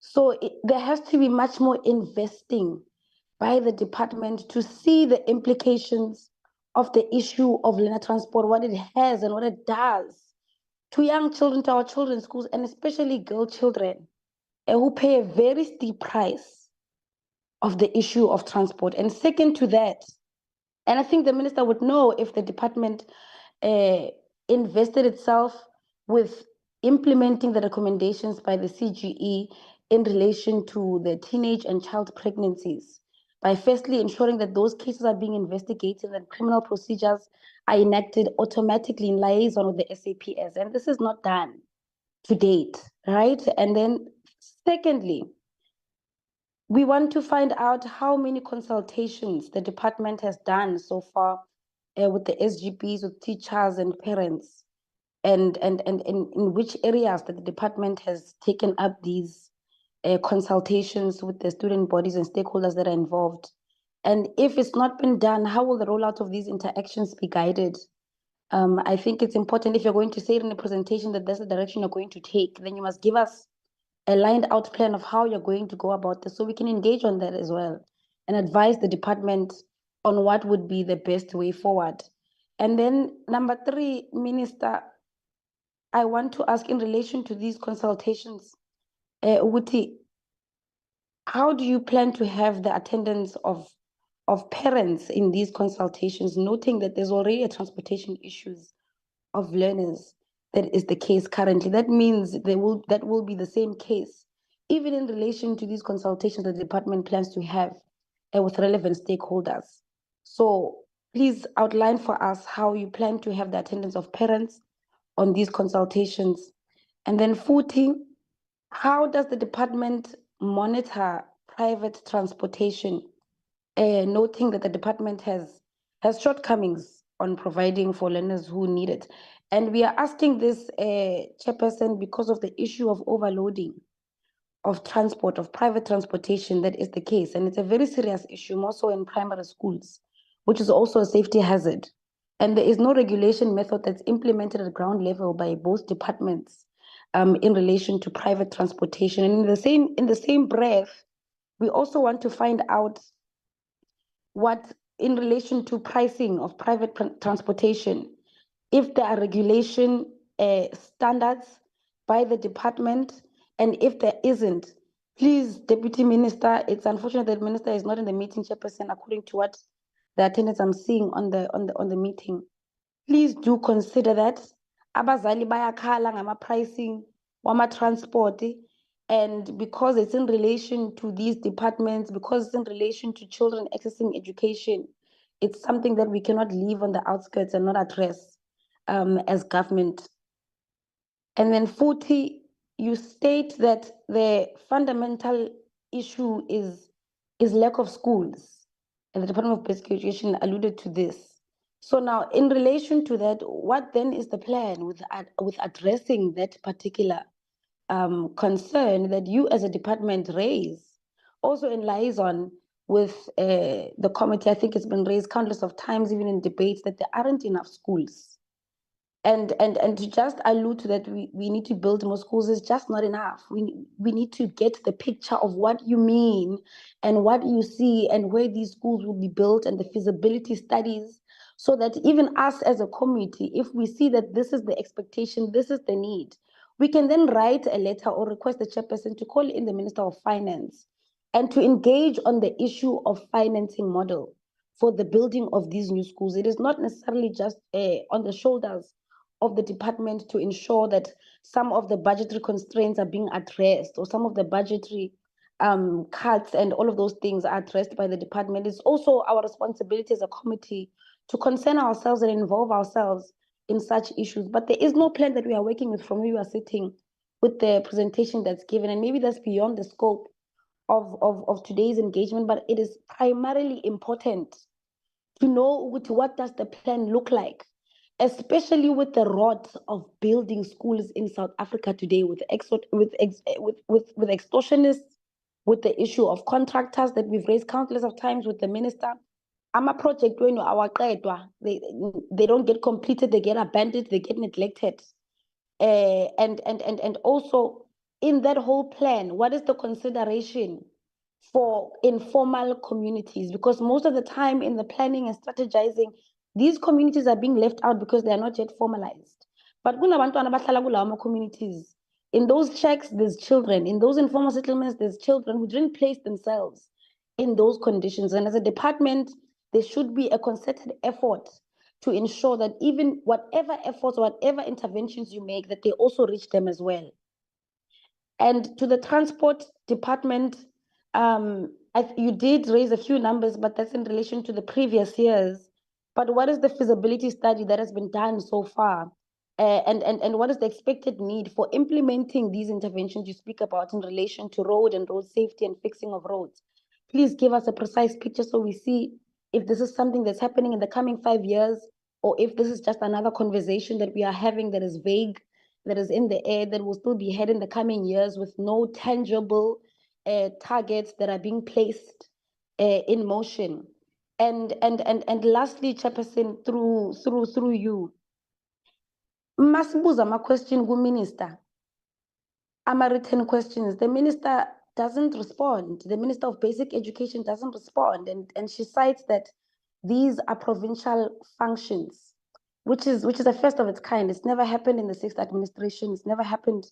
In fact, in this administration, it's only her and Minister Gayton who have cited such responses, and it's a concern primarily because you oversee provincial governments, and you came to Parliament, to the NCOP, and you said to us as members of Parliament, you said to us, if there's issues, if there's corruption that is being noted during these oversight visits, bring them to my attention. When we do that, to say, Emnyazani, the school has been said to do a project of building the school since 2014. And then Minister said, no, but that's the provincial government's function. Then it should in this process. And we served with the Minister of Basic Education in the Health Department, and she had the liberty of asking the then minister of specific issues relating to particular hospitals, and answers and responses. This is evidential on the PMG website of Parliament, where all of these things are captured. And now we are not being given that liberty to have the same kind of accountability and engagement with the minister of the day. And it's something that should be corrected, because even though it's a provincial function, you as a national minister have the ability, and you can ask for responses from those provincial governments in order to be able to furnish us with the necessary details, because we have done these oversight visits and we're not getting what needs to be gotten from these officials and provinces and officials in these departments. And Masasi my issues go to then be sent back to the very same people that we already cited in the NCOP that we've got an issue with is a back and forth thing. So I think moving forth, Minister of Basic Education, please respond to our written questions. Minister Gayton, when he did the same thing that you did, at least no, I'll ask for more information. But when you just leave us hanging, and it then comes off as if you are incompetent, that you don't know what's happening in your department, that you are not interested in finding out what's happening in particular schools, because part of our function as Parliament is to take Parliament to the people and bring our people back to Parliament. If that's unable to be done, when we've got ministers that should be able to respond to these things, and you don't have to go look for it for yourself. You know, you've got support staff, you've got provincial governments, you've got liaison officers. The tools are there for you to be able to interact with us as committee members, as members of Parliament, regarding the issues of our people. And it cannot be business as usual when we're unable to ask ministers particular questions. We are able to ask the Minister of Health about specific hospitals. We are able to ask the Minister of Police about specific police stations, but we're unable to ask the Minister of Basic Education about specific schools. It does not make sense. There should be a modus operandi that is adhered to, that has been set in the standard even in the previous administration when you were a portfolio committee member as well. Thank you so much, Chairperson. Thank you, Honorable Chiro. In that order. Thank you, Chairperson. Honorable Finis. Chairperson, mine is just in terms of the criteria for the land transport. The fact that in the last bullet, it says that no learner transport must be provided in areas where public transport is available to avoid duplication of services and resources.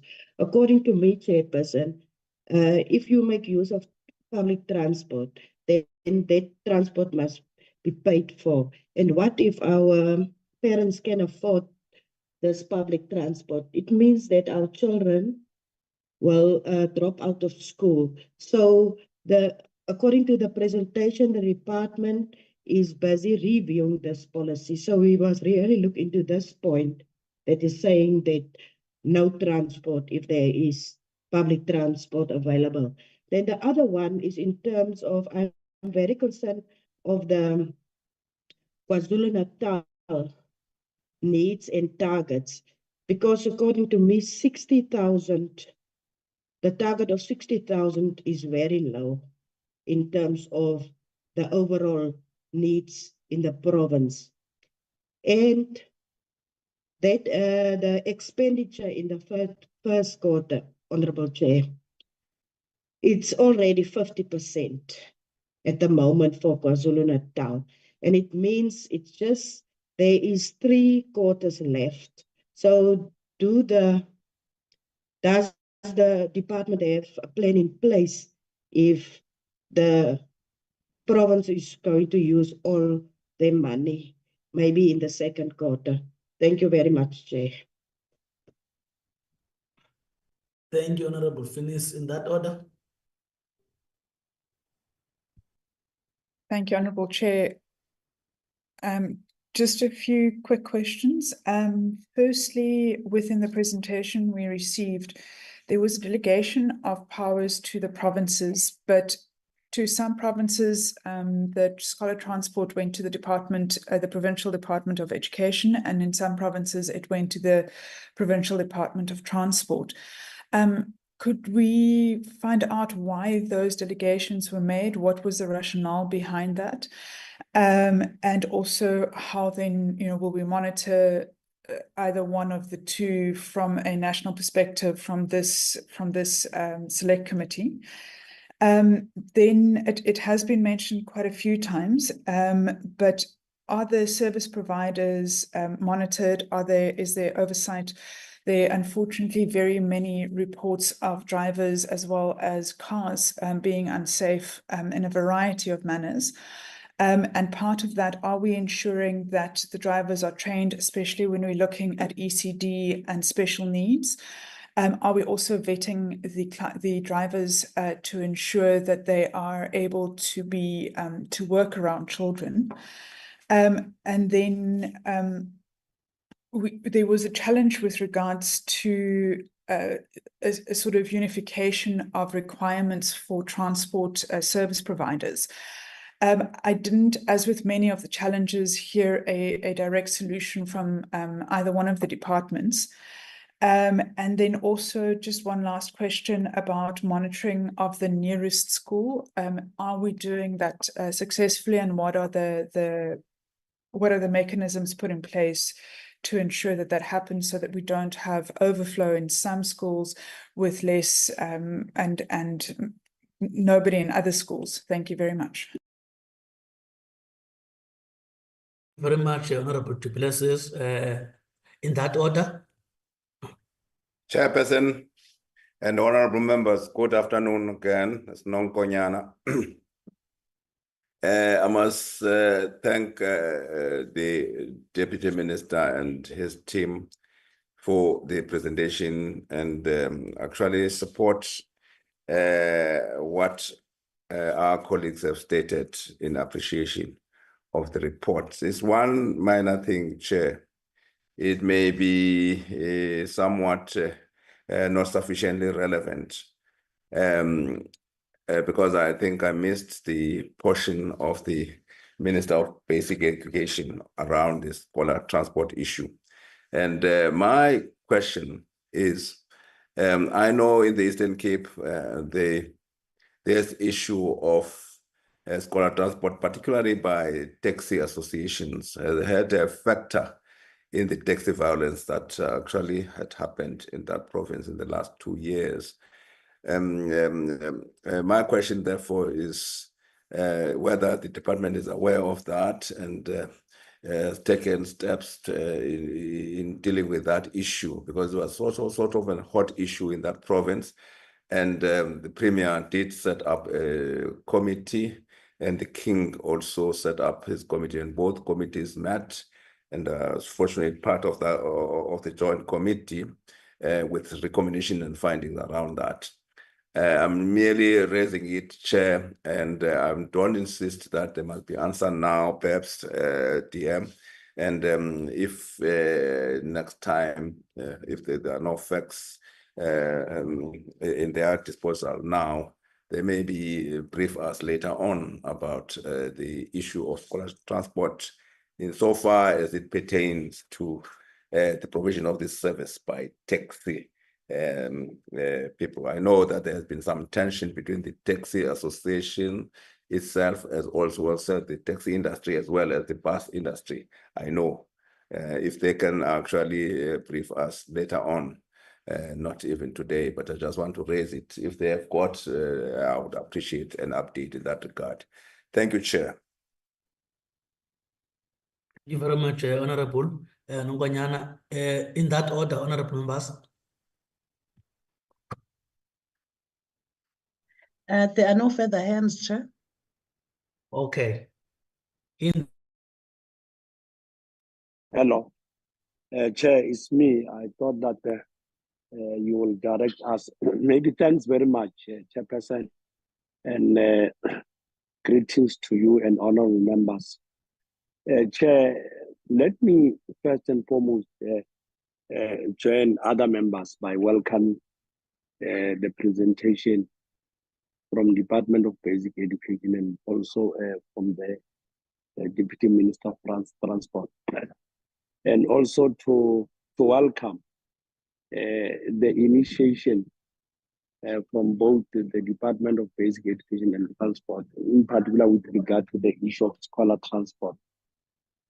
Remember, Chair, I should think that since the dawn of democracy, both Department of Basic Education in particular, they've made a stride in making sure that the basic education in particular is not a privilege, it's a right for most South Africans, especially those that they were disadvantaged previously.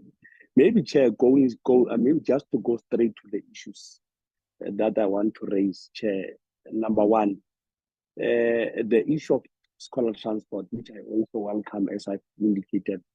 But there are some flaws, in particular here in Limpopo, whereby the Department of Basic Education, when they are making procurement for this scholar transport, you will find that the people, I know that there is also the process of inspecting those transports.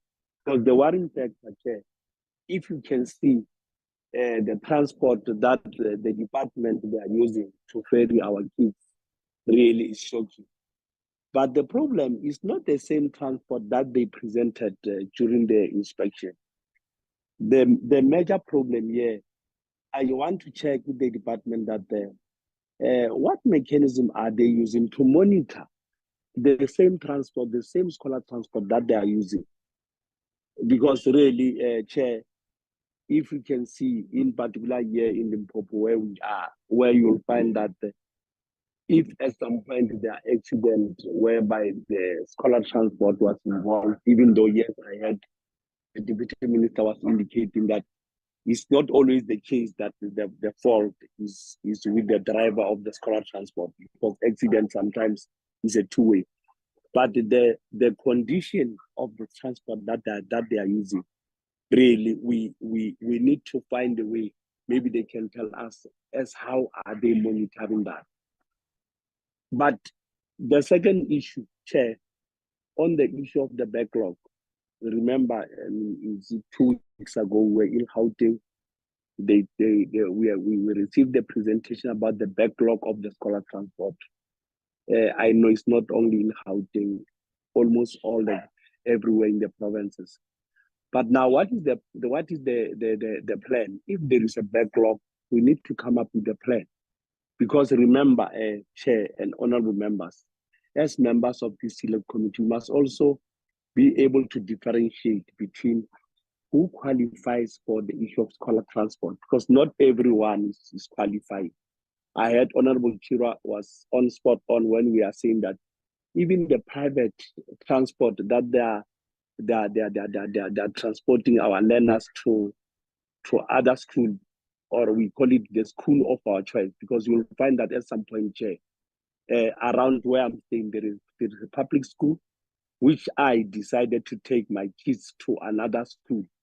That one, it can't be the responsibility of the department to arrange the transport, but equally, as the department, because the Department of Transport in particular, we need also to check that even though there are parents who are using their private transport to ferry there because they don't qualify for school transport because they choose to take their kids there, they need to be monitoring.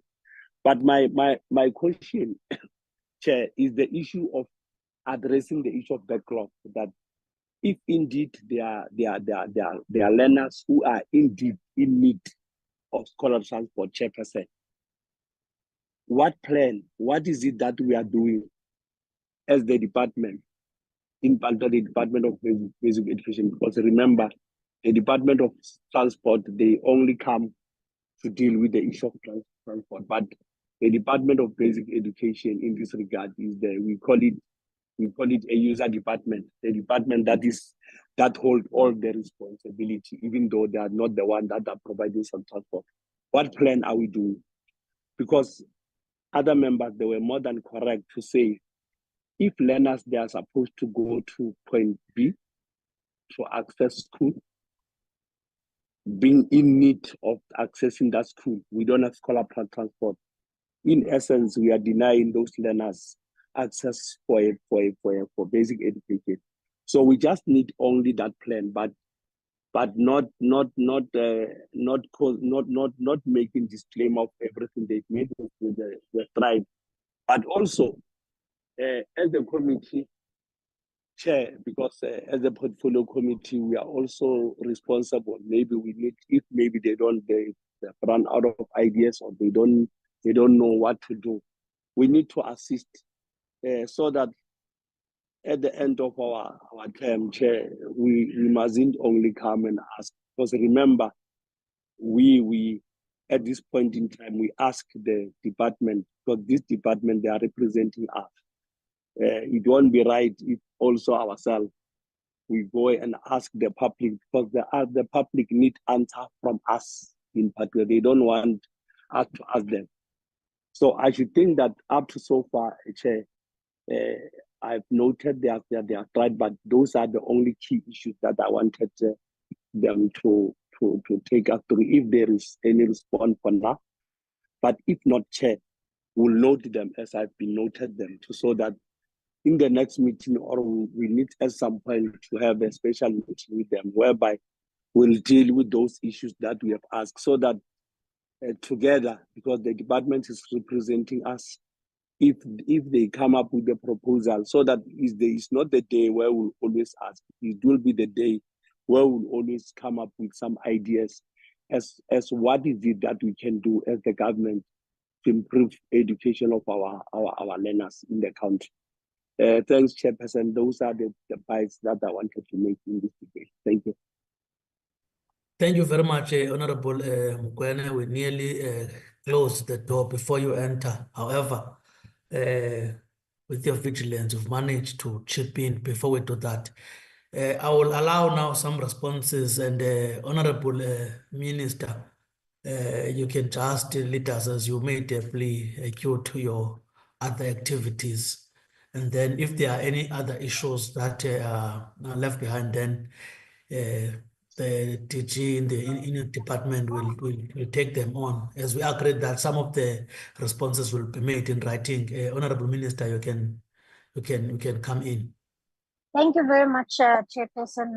I appreciate the engagement with the members of Parliament. There are just I think for me, Chair, before I hand over to the DG, there are a couple of thematic issues that have come up where members have been asking the issues around how do we upscale the availability of scholar transport. And the reality is that, as my colleague indicated right at the beginning, that the funding for scholar transport comes from the equitable share of provinces. And so this is why, Chair and members, we've been waging a very, very spirited battle with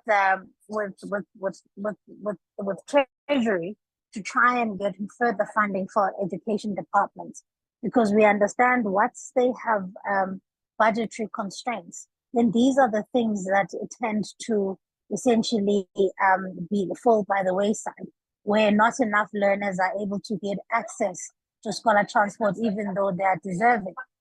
Eastern Cape, for instance, will tell you that there are many more learners that they would like to have on the scholar transport system, but they are unable to due to budget constraints. So I agree with the members that there are gaps in the system where there are learners who ought to be on the public transport system, on the scholar transport system, that are not. And so this goes to the heart of the issue around budget constraints. And this goes directly to why we have been waging this battle with Treasury around budgetary constraints. Then, Chair, before I hand over to the DG, I want to before I hand over to the DG, I want to just deal with the question that I was asked by Honorable Chirwa regarding the parliamentary questions. The general rule, member, is that we will always try and endeavor answering questions within the prescribed time of 10 days. However, the questions you are referring to is when we are relying on Rule 134.5b of the NA rules, which essentially states that when something falls purely within the ambit of the provincial department, then that question should be directed there. However, when we are able to answer any questions, we will always endeavor to do so within the prescribed time. And then, Chair, I'll hand over to the DG and the team. Thank you very much, Honorable Minister. You are also excused, Honorable Minister, so that you do know you are not being delayed, at least as you made a plea and also an apology. You are therefore excused. We also appreciate your time. Thank you very much. The DG will remain, indeed, will engage with the DG. Thank you.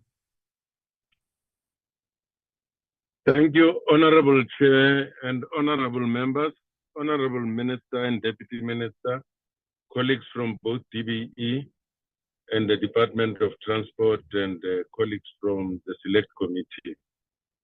Chair, just one point to explain. I also, just like the Minister has done on our behalf, welcome the questions and comments of honorable members, and that will do our best to provide the information that is required. And thank you, Chair, for also reminding us that in case we need to provide that information in writing, we could also do so.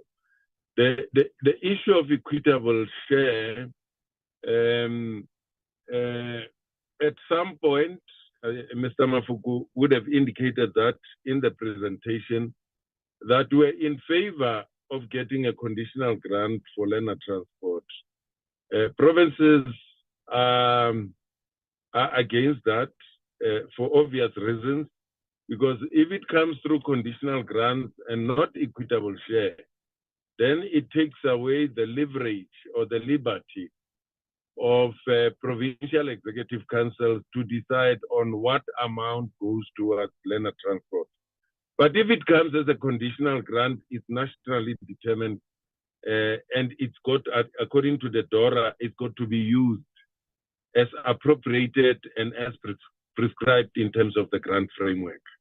And our view is that it would be better secured if it comes through a conditional grant. And Mr. Mafuku explained quite in detail as to what was keeping the delay. Part of the delay is the function that lies within two line function departments, which makes it difficult for that eventuality of a conditional grant. The next point, Honorable Chair, to Honorable Aris, is that we'll definitely follow up the case of the Northwest learners who are dropping out of school because of the absence of learner transport. I will take up this matter with the acting head of the department almost immediately after this meeting. I don't have the figures on learners who drop out of school because of learner transport being the reason. Stats SA do collect this information on a regular basis through household survey and so on. But we don't have that data where learners indicate specifically for the Northwest. But we'll follow up on these cases that the Honorable Member has mentioned of the Northwest. And the other issue is that Honorable Aris also indicated that Eastern Cape has admitted in the High Court that they don't have enough money to provide for all learners in need. Indeed, that is the case, not only for the Eastern Cape, for all 9 provinces, including the Western Cape, that one Honorable Member said they seem to be allocating a favorable, favorable financial resources for that. I'm sure that honorable members would also be aware that there has been a debate in the public, particularly around teaching posts. And the Western Cape is one of the hardest hit in terms of the teaching posts. And that's the nature of the equitable share. You take some money from somewhere, you take it elsewhere, then it shows in other areas where maybe probably not the same attention is given as in other provinces. But all that I'm saying is that there is a need across all the 9 provinces because I think the presentation would have also indicated that we just around 80% or slightly below that in terms of the learners who are in need, and therefore which means we are sitting with about 20% in some provinces, even more than that, to cover all the learners who are in.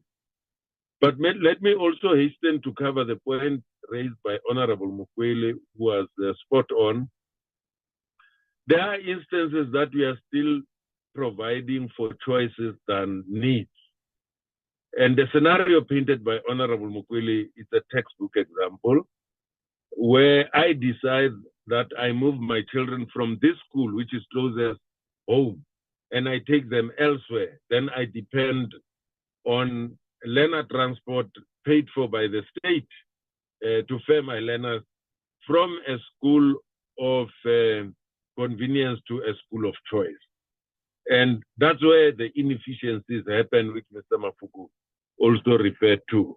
We do have those inefficiencies that we definitely need to address. And Honorable Aris also raised providing schools with own buses. We do. The majority of schools for learners with special education needs, we've procured, we've bought buses for them. But given the fact that it's a very small a number of schools, we're able to do that, and it's quite efficient and more convenient for them.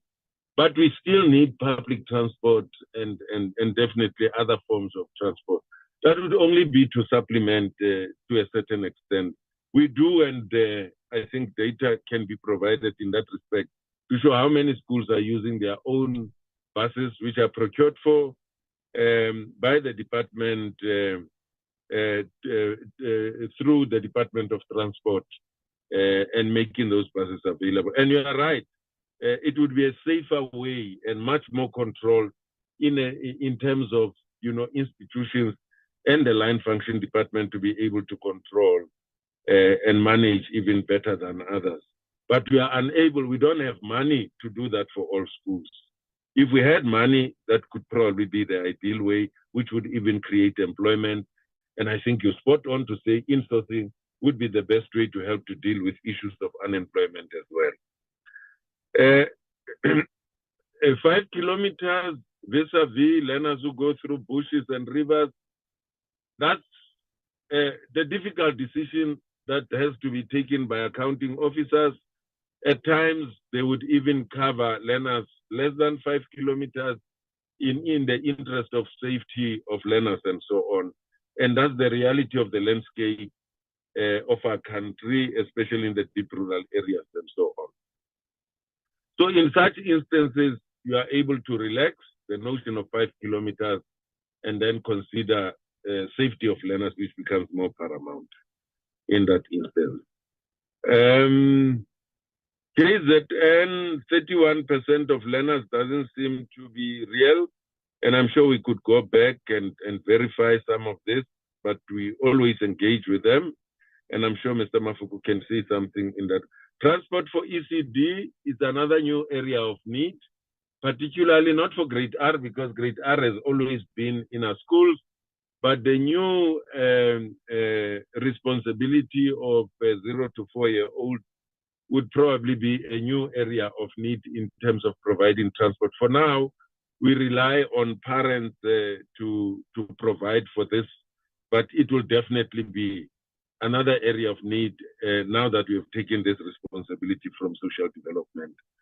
Honorable Sibande, I think that the question about privately sourced services of transport,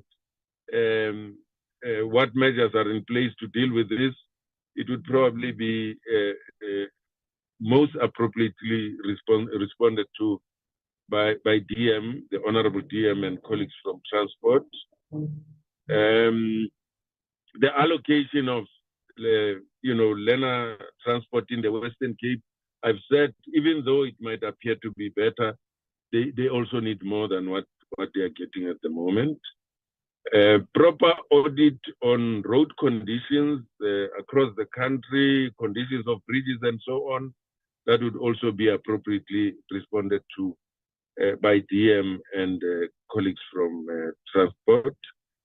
Honorable Chirwa, vulnerability of girl learners, I fully agree with you. It is an issue. It is an issue that concerns us all the time. And we try to make sure that we definitely make sure that learners are prioritized, in particular girl learners. And I agree with you, in some instances, although it might be anecdotal, unwanted pregnancies could come from vulnerabilities of this nature. Consultation with relevant stakeholders. Indeed, we do consult with relevant stakeholders. We do consult with them together with the Department of Transport. Monitoring of private transportation, that would also be addressed by Department of Transport. The cost of transport, the same. Provision of schools. It's another issue that concerns us. I mean, we can give you the number of schools that we have built since 1994. Inappropriate structures, there are over 400 of them that we have built. State-of-the-art schools that you have in the Eastern Cape. The Honorable Inkosi Nonkonyane can confirm that we've built a number of schools, even in the area probably where he comes from, which are state-of-the-art schools. And our problem is that should actually reduce the demand for learner transport, and it doesn't. Then it means there's something wrong, as Mr. Mafuku has indicated, which is part of the inefficiencies that we need to deal with. And the plans for building schools, we have that, we can provide that to you. We've worked out the cost and the money that is required. We've shared that with National Treasury, and all of that is available. Even the number of schools that we built since 1994, we can give that to you. There are instances, indeed, where projects are stopped midstream because of budget cuts. And we're talking about this at the Forum of Director General, that budget cuts that happen during in-year are very disruptive and costly to taxpayers, because if you have to stop projects that are already running, then it's a cost to the state, but you still need to meet your contractual obligations, which is a problem. And it's a problem that we are trying to address with National Treasury. And then provision for informal settlement, and I'm not talking theory. I've been to some of the areas where we've built schools on mobile units in areas of informal settlement, where areas for building such schools have been identified together with municipalities. In some instances, municipalities would even allocate us provisional sites until they identify a proper site. You'll see our mobile units there of schools, and there are many of these in the rural areas where there's some growth, inward migration, and so on. We put in mobile units to cater for that. Okay, and then Honorable Finis, I hope I've captured this right. The criteria used to get the service located in a particular department, it's generally a decision made by the Executive Council. If the Executive Council, Provincial Executive Council is of the view that the function should be located within education, they take that decision. Transport, they take that decision. So it's a decision made by the Provincial Executive Council.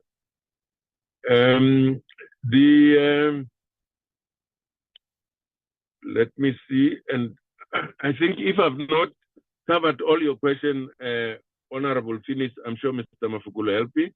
Honorable Du Plessis, yeah, I think the question that I've just responded to was a question that also was asked by Honorable Du Plessis, and the issue of vetting of the personnel involved in the provision of the service. We do that. We are now obliged by policy and law to do that, to vet all personnel that come into contact with learners in our school, and the vetting services are paid for by HODs in the Provincial Education Department, which is an arrangement that we have in place and agreed upon. Honorable Inkosi Nonkonyana, the issue of taxi services versus bus services, we do use both. To the best of my knowledge, we use both. And if there were tensions around that, I'm sure together with the Department of Transport, we can investigate that and maybe come back to you and provide you more information as you advise. And Honorable Mukwele, yeah, there is this concern that you find that when people come to tender, when inspection happens, they show vehicles that are more than 100%, but when services begins, then it's something else. And indeed, the usual local inspection should be able to pick these things up. And we rely on that inspection that is done particularly by our sister department, Department of Transport, and working together with us to pick this up so that we bring some of these people to book. And the backlog of learner transport, we've shared the data, which is what we have. We update this data regularly. And if we get more money to address this, I'm sure we should be talking about something else, but address inefficiencies, including linking the provision to the building of schools, because the building of schools should reduce the need to go elsewhere, but to bring schools closer to where people live. So we do have a plan in that regard. I've spoken about funding choices instead of need. Honorable Chair, just maybe a few minutes for Mr. Mafuku as the responsible manager to help me just make sure that we've answered all the questions. Thank you very much for the privilege and for your indulgence. Yes. Thank you, Honorable TG. Well, as we've alluded that if there are any issues that you've captured, they will be responded to properly in the form of writing. Remember, we said within 7 days you must get some responses as the department and also from our honorable members, if there are issues that they felt that they are not responded properly in terms of verbally, they can reduce that in writing so that when the responses are coming back, inclusive of what they felt that they have not yet been properly responded to. Specifically, also, you must also school us in terms of the question of equitable share versus your DORA, as you already highlighted, so that this thing can also be clear to us. We can be able also to also do the same thing of empowering any stakeholder which wants to understand, this difference, so that we are clear. I will give to the Department now of Transport due to the question of time constraints. I think Thank you, Chair. you have managed Thank to you. come to whatever as issue that was raised. Hence, I'm saying all those issues that you feel that you are not happy in terms of responding will be properly covered in terms of the written response. Thank you very much, Honorable Minister. As you already said that you are excused in terms of the plea that you've made, and also the DG have managed to do that. Then I will allow the Department of Transport to do so. Thank you very much. Thank you very much, Honorable Chairperson and colleagues. I'm going to just cover some areas and ask the departmental team to then respond to some matters.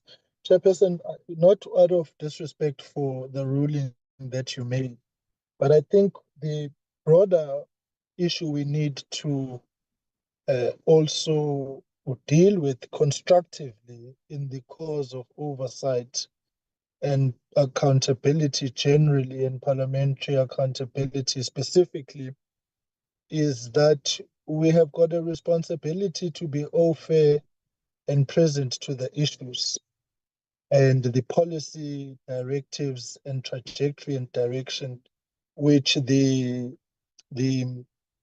department and the programs will be taking.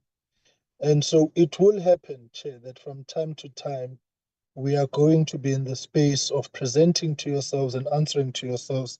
And it's not out of disrespect for the parliamentary process, but it is a direct response to public accountability. And I want to apologize on behalf of the Mr. Mage for the connectivity issues that he had, and I suppose that is the flip side of the coin around issues of online meetings. So we do want to, Chair, indicate that, one, on the issue of road safety, the issue of scholar transport features prominently as part of the key pillars of the review, which is currently underway, of the National Road Safety Strategy, which we are currently pursuing now. And part of the consultations are going to be with the education sector, because as I indicated in the introduction, we have got 200 days of the presence on every year of education-related transport in one way or the other. And our outlook, therefore, is to say, how do we enhance that space constructively? Two is around the issue of roadworthiness of vehicles. We are currently in the process with the Road Traffic Management Corporation of digitizing roadworthiness processes within the DLTCs to, amongst others, deal with the challenge of irregular authorizations. Let me make one example. You will recall when there was an accident in the north of KwaZulu-Natal or Phongolo, that as that accident happened, the corruption of officials and operators in the trucking space, that vehicle was receiving a roadworthy certificate in Kimberley, yet it was actually traveling on the N2. So what we are doing with the issue of digitizing is to actually create digital walls within the DLTC centers with the purpose of ensuring a vehicle can only be licensed within a DLTC. And there's quite a number of processes. We can always come back, a chairperson as the department, on the key areas that members have raised, which are within the scope of the work that we are doing. But we are working with it. 3, we are in constant now engagement with the taxi industry on all the areas of work which they are doing. And I think there was a question around people being forced to take taxis and what we saw in Mpumalanga. And I want to reiterate our position. That kind of behavior is totally unacceptable. It is reckless, it's irresponsible, and infringes on the rights of citizens to choose. We, of course, are noting the perspectives which the taxi industry might be coming from, but what we cannot accept is a parallel law enforcement operation which puts at risk the lives of all those who are on the roads, and arbitrary interventions which seek to trample on the rights of citizens and the rights of choice that they have. So what has happened in Mpumalanga, what we saw, is completely unacceptable and is a breach of the laws. And our expectation is for law enforcement agencies to actually deal with that matter and bring those to book. But there's a broader conversation that we are having and continue to have with the taxi industry as we seek to normalize working relationship and to be able to deal with the issues. The other issue within the taxi industry is the driver enhancement program, which we are wanting to actually strengthen, which seeks to say that the drivers we have behind the steering wheel, whom are transporting children generally, specifically, and our passengers generally, must actually be improved. And this is work around the PDP work as well, and ensuring that we are able to have the right drivers behind the steering wheel. Now, the issue that has been raised around Umsinga Babsibande, coincidentally, I had a meeting with the deputy mayor of Umzinyati on Sunday, and some of the issues that she raised on transportation around the accessibility of schools and the dangerous crossings that our children need to do. And the Wellises Bridges program is one that we are reviewing with the view to rationalize its operations. And I'm certain that we are going to be in Umsinga in the coming weeks to meet with the leadership there and the government there to make sure that we respond to those matters. This is, of course, not confined to Umsinga. There's issues around Umzombe, the issues that have been raised with us broadly in the Eastern Cape, and issues that have been raised in Umvoti as well, and we will, and in Nkosi Langalbalele. So we will be dealing with that particular one. Yes, the issue of driver behavior is one which requires prioritized attention.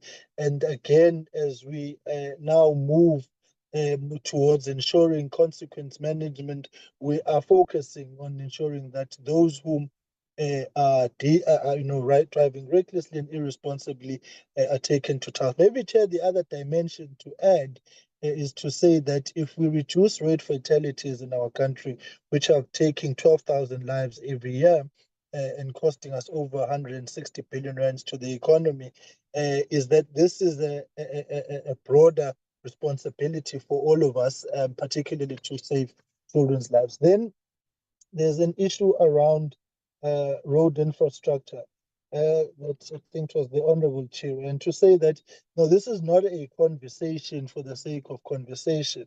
The provincial road maintenance grant, which is part and parcel of the department's operations as part of our budget, to a cost of about 16 billion rands every year. One of the key issues which we are dealing with now is to reconfigure the operations of that grant to make sure that it actually delivers on the maintenance that it's supposed to do. Two, we are re-establishing the high-level technical team at the Department of Transport to be able to do what we are calling follow the money, to make sure that where we have invested and where we've got programs that we get value for money, that the work is being done. The appreciation that I would want honorable members to have is that the Department of Transport, its entire budget or is actually transfers or to departments or entities. Of the budget transfers is 98%. We remain with 2% at national. And so what we are doing now is to say, how do we make sure as the transferring authority to entities and to provinces for all the various programs that we get value for money? The reconfiguration of the provincial road maintenance grant and the fact that we are now participating in the SALGA working group, which has been established by the presidency and COGTA, is to make sure that the transport infrastructure in its entirety, in maintenance, construction, and so on, is actually able to respond to the communal needs that are there. So we are going to be now, in fact, we have just finalized a proposal that we're going to be sending to National Treasury around all the reviews of the budgetary issues. The taxi recapitalization is one such which is receiving our focus, which amongst others we want to make sure that we use it for the purposes of de-risking. Chair, I think I have tried to cover broadly the high-level matters which were within my purview. I'll ask the department to now respond to the high-level matters which are within their purview. Thank you very much.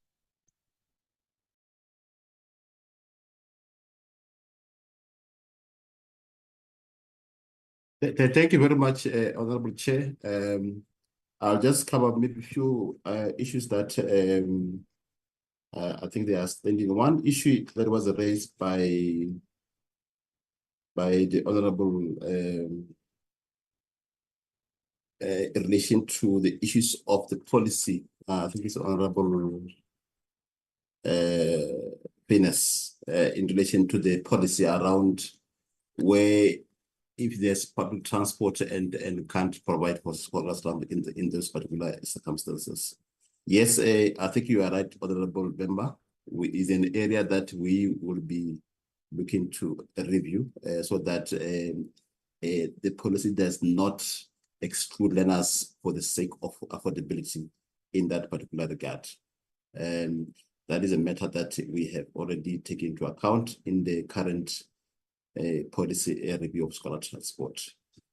And then the next issue is on the KZN targets and expenditure. I think it goes back to the issues of the budget pressure that these provinces have in relation to learner transport program as a whole, as adjusted during the mid-year review to cater for the additional requests. But when we come back to the new financial year, the baseline is still the same. So you still have issues around budget pressure in these particular provinces. Then I think the issue around the private transport operations and that's how it's been monitored. I think the DMS covered most of the issues around the road safety, what needs to be done in as far as that is concerned. And what we are looking to include in the new policy in terms of the monitoring part of it is to include issues around automation of learner transport in the provinces, so that we can be able to track these vehicles in terms of where they are going and distances, and also to improve efficiencies in as far as the operation is concerned. Some of the provinces have started doing that. I think we think it's a way forward in as far as ensuring that the monitoring part of it is strengthened in as far as that is concerned. Yeah, that'll be all from our side, from a policy perspective, Honorable Chairperson, and thanks very much for the opportunity. That would be all from our side, Chairperson. If there's any other issues that require submissions or written submissions, we will definitely comply with the directives that you will give, Chair. But I think more broadly is to say that there are issues which I believe are within the purview of the committee for immediate actioning, and amongst others is assisting us with the resolution or providing clarity on where this function resides, because what it does do, it does cause confusion. But I think that at the same time, the efforts we are making around the work we are doing with the National Interdepartmental Committee is going to assist, and the fact that there is political will. And I think we are constantly meeting on these matters to make sure that we resolve them. The final point, Chair, is that this is also a moving target of a program. It is incremental in its nature in terms of implementation, and it will have changes as and when there is movement of people, there is the closure of schools, and there is the construction of schools and the formation of new settlements. And so there's an element of agility that we have to deal with. And one does take the point that we need to look at the socioeconomic impact and the key question of pricing insofar as some of the transportation is concerned. But Chair, what I would want to say is more broadly, we may want to come back to the committee as Department of Transport to engage around the economics of the taxi industry and the challenges that they have and the issues around the high interest rates that they have to pay and the risks involved thereof, and what that means for the program and what that means for transportation. So the scholar transport in large part has got its own dynamics within broader dynamics of the transportation sector, and inversely they may affect each other. But what I really wanted to say, Chair, is that we have noted the issues, and those which are within our purview, we will definitely take them forward and engage further with the Select Committee. Thank you, Chairperson. Thank you very much, Honorable Deputy Minister, and the team in terms of the responses that are informative and also very much capacitating to us. Remember, Honorable Minister, that part of our responsibility, the oversight responsibility, it is to ensure that we are well equipped in terms of, we are not just seen as a committee, we are not investigative committee, but also a committee that must also be of assistance, as you are correctly raising it, that there is a challenge currently of not exactly knowing where to report or where the committee is located. I think that is part of the package that you are giving us, that we must further engage and theorize around this particular question. Indeed, the question of budget constraints that we are confronted with, it is not isolated in terms of the fiscal challenge that the country is currently facing. Therefore, the response and the recommendation in terms of minimally how to utilize what we have, I think it is part of the package of the committee that must be able to do so, not to have a committee that is policing only raises red flags with no assistance in terms of how to respond in terms of those challenges. I think, Honorable Deputy Minister, you are assisting us with the collective that you are with.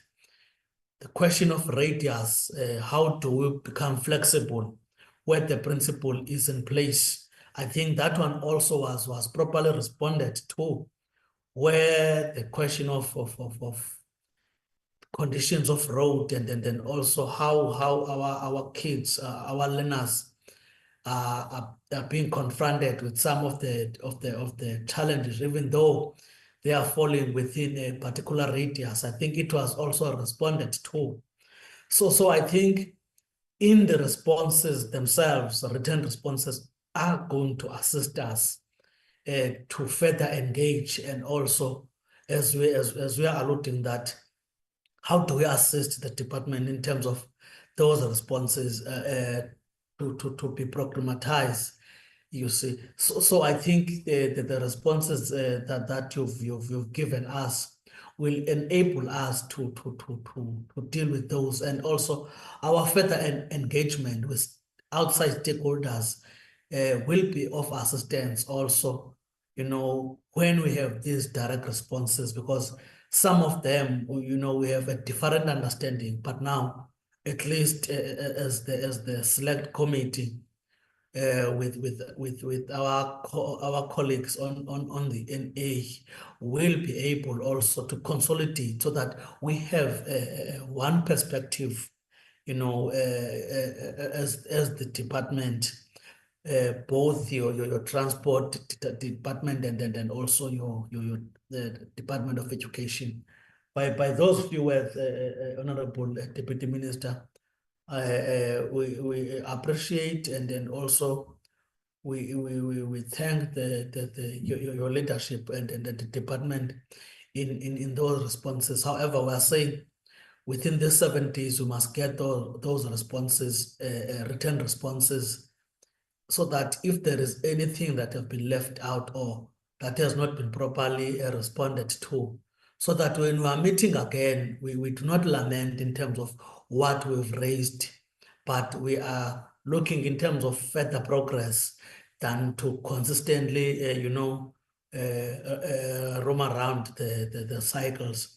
So on behalf of the committee, Honorable Deputy Minister, and also the DBE, because already excused and accepted the apology from the minister, if she have already left us, we acknowledge and appreciate also the responses that we received. By those few words, we appreciate the both presentations and also responses. You will be excused, or you can just stay behind just to observe the progress of the committee meeting, Honorable Deputy Minister. If you feel to do so, we will proceed with our own agenda and then also what you've raised about Sistando, as you can say that at least she made our work. She's making our work a little bit easier, because she's managing to correct, as we are correctly saying, that to guide us on how do we approach the work of the committee and so on. So we are also on the same level of appreciation as you are. Thank you very much, at least to appreciate those who are at the front line of our work, because on many occasions we don't do that. We just look for the loopholes and gaps, the limitations that we find in this committee. So thank you very much, Honorable Minister, to appreciate where the appreciation is due. Chair, thank you very much. I will request to be excused and hope that through your secretariat we will get a follow-up of what is required from us to be sent to you in writing within the time frame which you have stipulated. Thank you very much to you, Honorable Chairperson and Honorable Members, and to our colleagues at DB. Take care. Thank you very much, Honorable Deputy Minister. You are also excused if the minister is still around of the DBE, but if not, the delegation or the collective can stay behind, or else not, they can also be excused. Thank you very much. Sistando, can you finalize our agenda? If there are any other issue that is left behind, can we do so?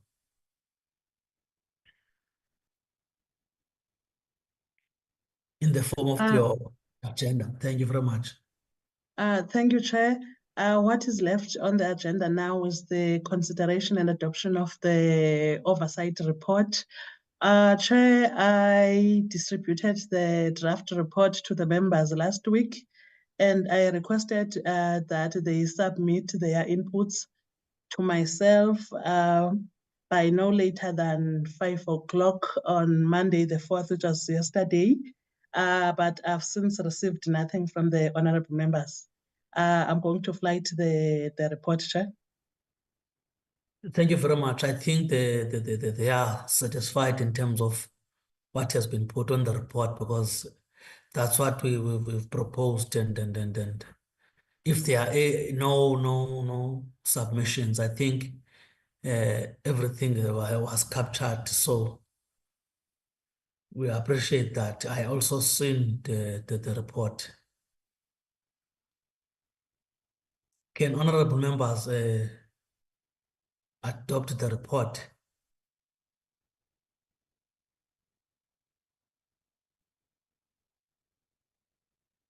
Chairperson, you can't see our hands. I don't know, man. My gadget is not showing me the hands up. Said Sister will assist us on that one. So how is it right now? Fine. Can Sister sorry, can Sister assist us in terms of the... So I'm going to start now. No. Mama, ngicela manzi ngikhaphe. Honorable No. Mukwele, Honorable, raised yes, your hand is noted. Sister Stando, can you assist me in terms of the hands, man, because I cannot see them in my gadget. Oh, all right, Chair. Chair, I see the hand of Honorable Mukwele and the hand of Honorable Adrianse. Thank you very much. Can you proceed, Honorable Mukwele? No, thanks very much. Ngicela manzi ngidlaze ngani ma. Honorable Sibande, can you mute? Don't want to hear your engagements there. Can you mute Honorable Sibande? Thank you very much. Proceed, Honorable Mukwele. Okay, no, thanks once again, Chair. Chair, as you alluded and Nolitando indicated that indeed we went through the report, we are fine with the report, as the report was also indicating that if we want to make an input, we made some input. Without much ado, Chair, let me just move that we adopt the report as the true reflection of what transpired during our oversight visit in Gauteng, and also to appreciate you, Chair, that you led us when we were in Gauteng, and also to appreciate all the honorable members to say that despite all the challenges that we were faced with during our oversight, we have shown what we call maturity, political maturity, because remember, Chair, when we do oversight, we forget about our political mandate and everything. We focus on the interests of the people, which I really appreciate everyone. But Chair, as I've noted and moved to adopt, if maybe you will allow me to come after, because there is something that I want to mention so that I mustn't confuse your thing, or if you allow me so that I mustn't come again, I'll just get the direction from you so that I mustn't bring any other issues, because or let me just get direction from your good self, Chairperson. Thank you. No, you can proceed, Honorable Mukwele. No. The only point that I want to indicate, Chair, remember, during our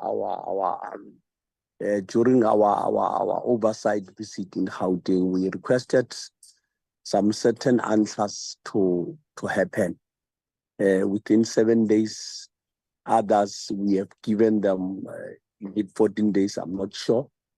I also wanted to check if did we receive those things, and also to agree as the committee that through your good self, Chair, you will guide us, because this time around, Chair, we are not going to be allowed to be a select committee that will go and make oversight and amend. No. We'll just make sure that, but like I said, you will be directing us that what is it that we are going to do in order to make sure that all the recommendations that we made during oversight, they've been implemented. And then if not, the relevant department need to come to us. They need to come in Parliament so that they can tell us what is it. So I just want to, that is the point that I wanted to put, that we are not going to be a compliant oversight committee, but we will make sure that officially we'll make sure that we follow up all the recommendations we made. Thank you, Chairperson. Thank you very much, Honorable Mukwele. I will respond to that one.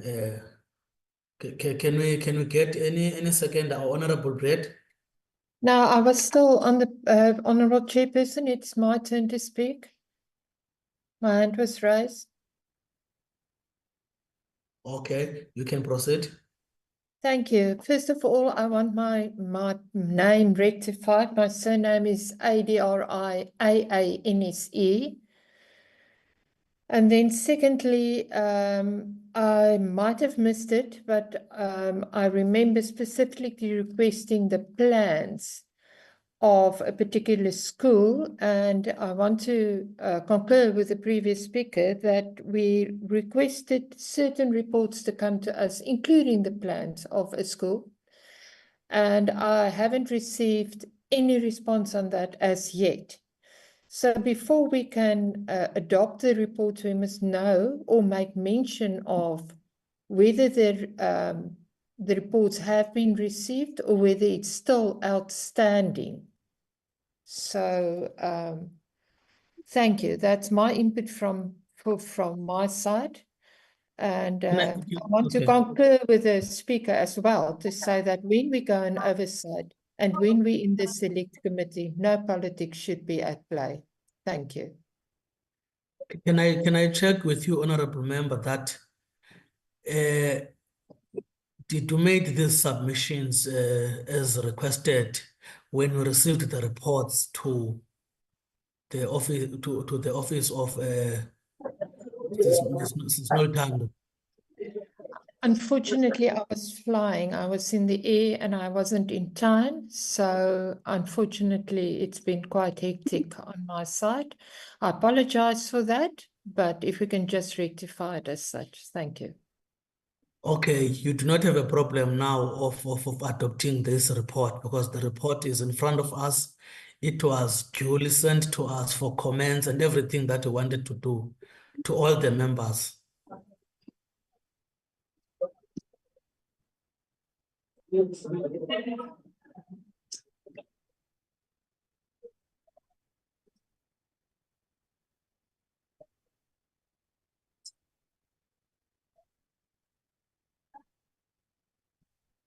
Is there any other hand, honorable members? Yes, my hand is up. Yes, okay, Honorable Sibande. I apologize for not seeing the hand.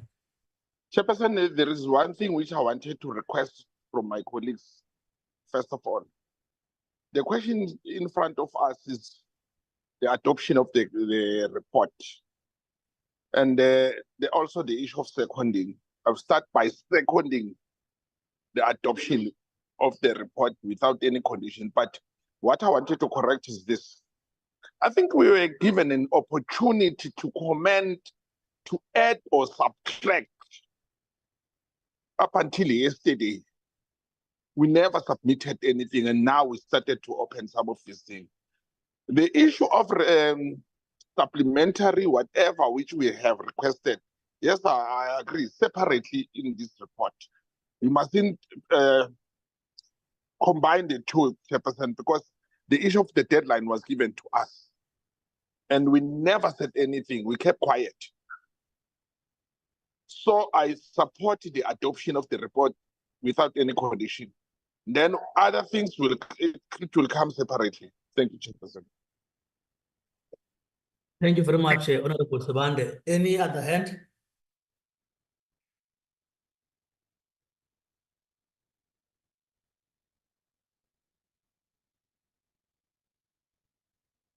If there is no other hand, the report is being adopted. Indeed, after the report is being adopted as a report of the select committee, as this collective that went to oversight, then there will be a processing of this report. Remember, for these things that we've raised to be properly followed, they will have to be directed to different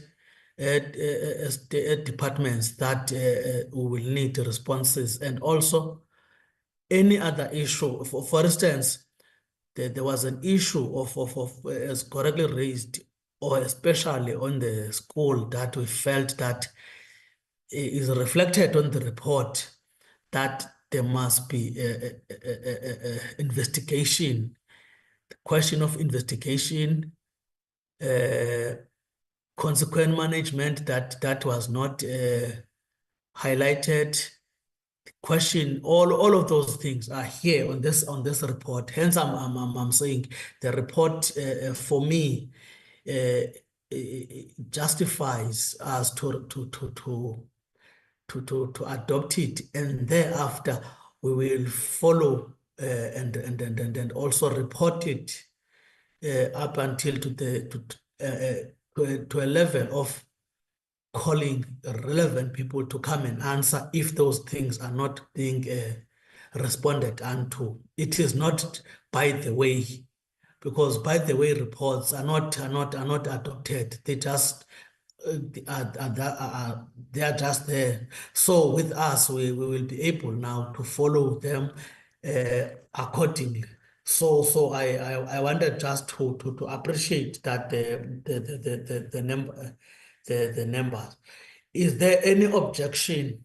Because I must also get that one. If there is there any objection in terms of the report being adopted?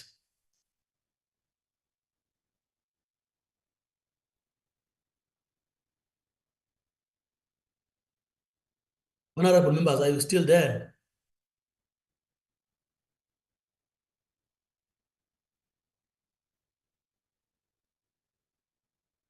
I see the hand of Honorable Chairperson. Mukwele, Chair. No, it's a legal hand. Chairperson, we are fine.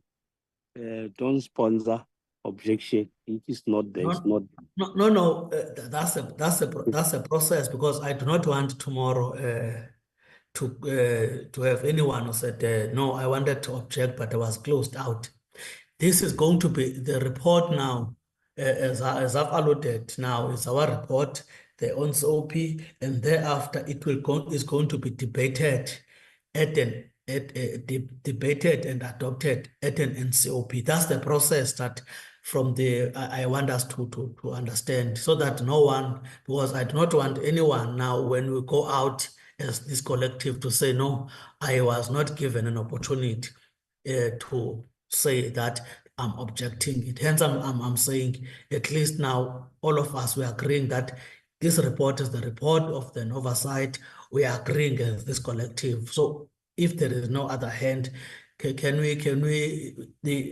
was adopted and then seconded indeed. Can we move now to another item, Sistando? If there is any other item that you are leaving behind in terms of our agenda. There is nothing else now, Chair. Thank you. Okay. Can Honorable Mukwele, before we close our meeting, allow you now, because you requested just a minute to reflect on something, but you didn't say it. Hence, I said no. Just allow us to finish with the agenda. Thank you. No, Chairperson, thanks very much, even though you partly allowed me.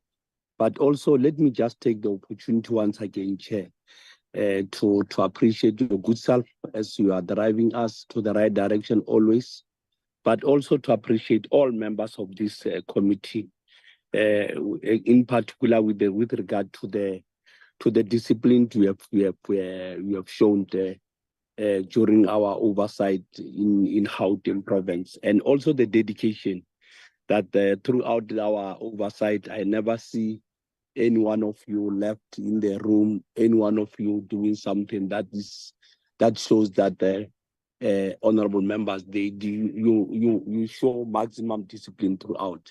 So let's continue working like that, honorable members, and I believe that working together, I know that even though there were some few issues, which luckily with our maturity, we managed to close them while we're busy on our way doing our oversight report, our oversight work. So, Chair, with those few words, I would like to also to thank you for affording me the opportunity, and thanks very much for everyone. Thank you very much, Honorable Mukwele. The meeting is adjourned. Sorry, Chair. Yes, also stand. It's you. Oh, my apologies, Chair. I just wanted to indicate the fact that, Chair, I received a document yesterday morning, responses on questions raised by NSOP members during the oversight visit to Gauteng, held on the 21st to the 22nd of October 2024, and I forwarded the document to the honorable members. I just wanted to mention that. Thank you, Chair. Thank you very much, Stando. Hence, I've allowed an opportunity for, if there is any other issue that members felt, hence I allowed also Honorable Mukwele to engage on the item after we've done adoption. I do not think that there is any other issue that is outstanding. I think members received the, what do you call it?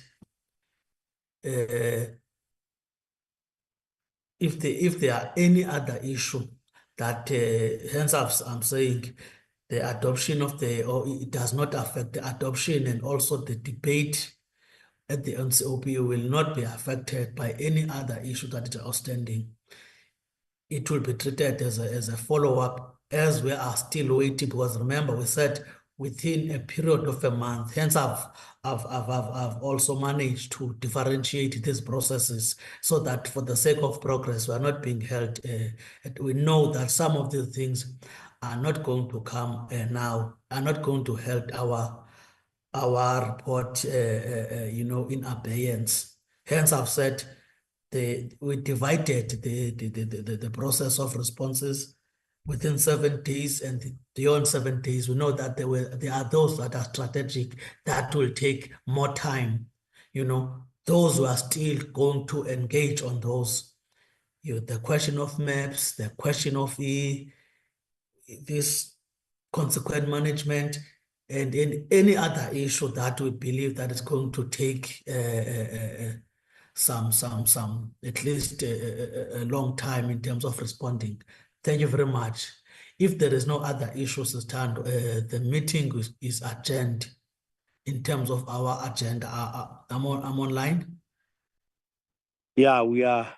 Thanks very much, Chairperson. Thank you very much. Now the meeting is adjourned, honorable members.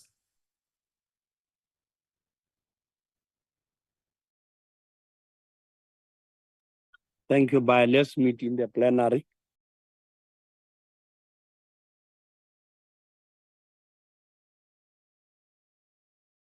Recording stopped.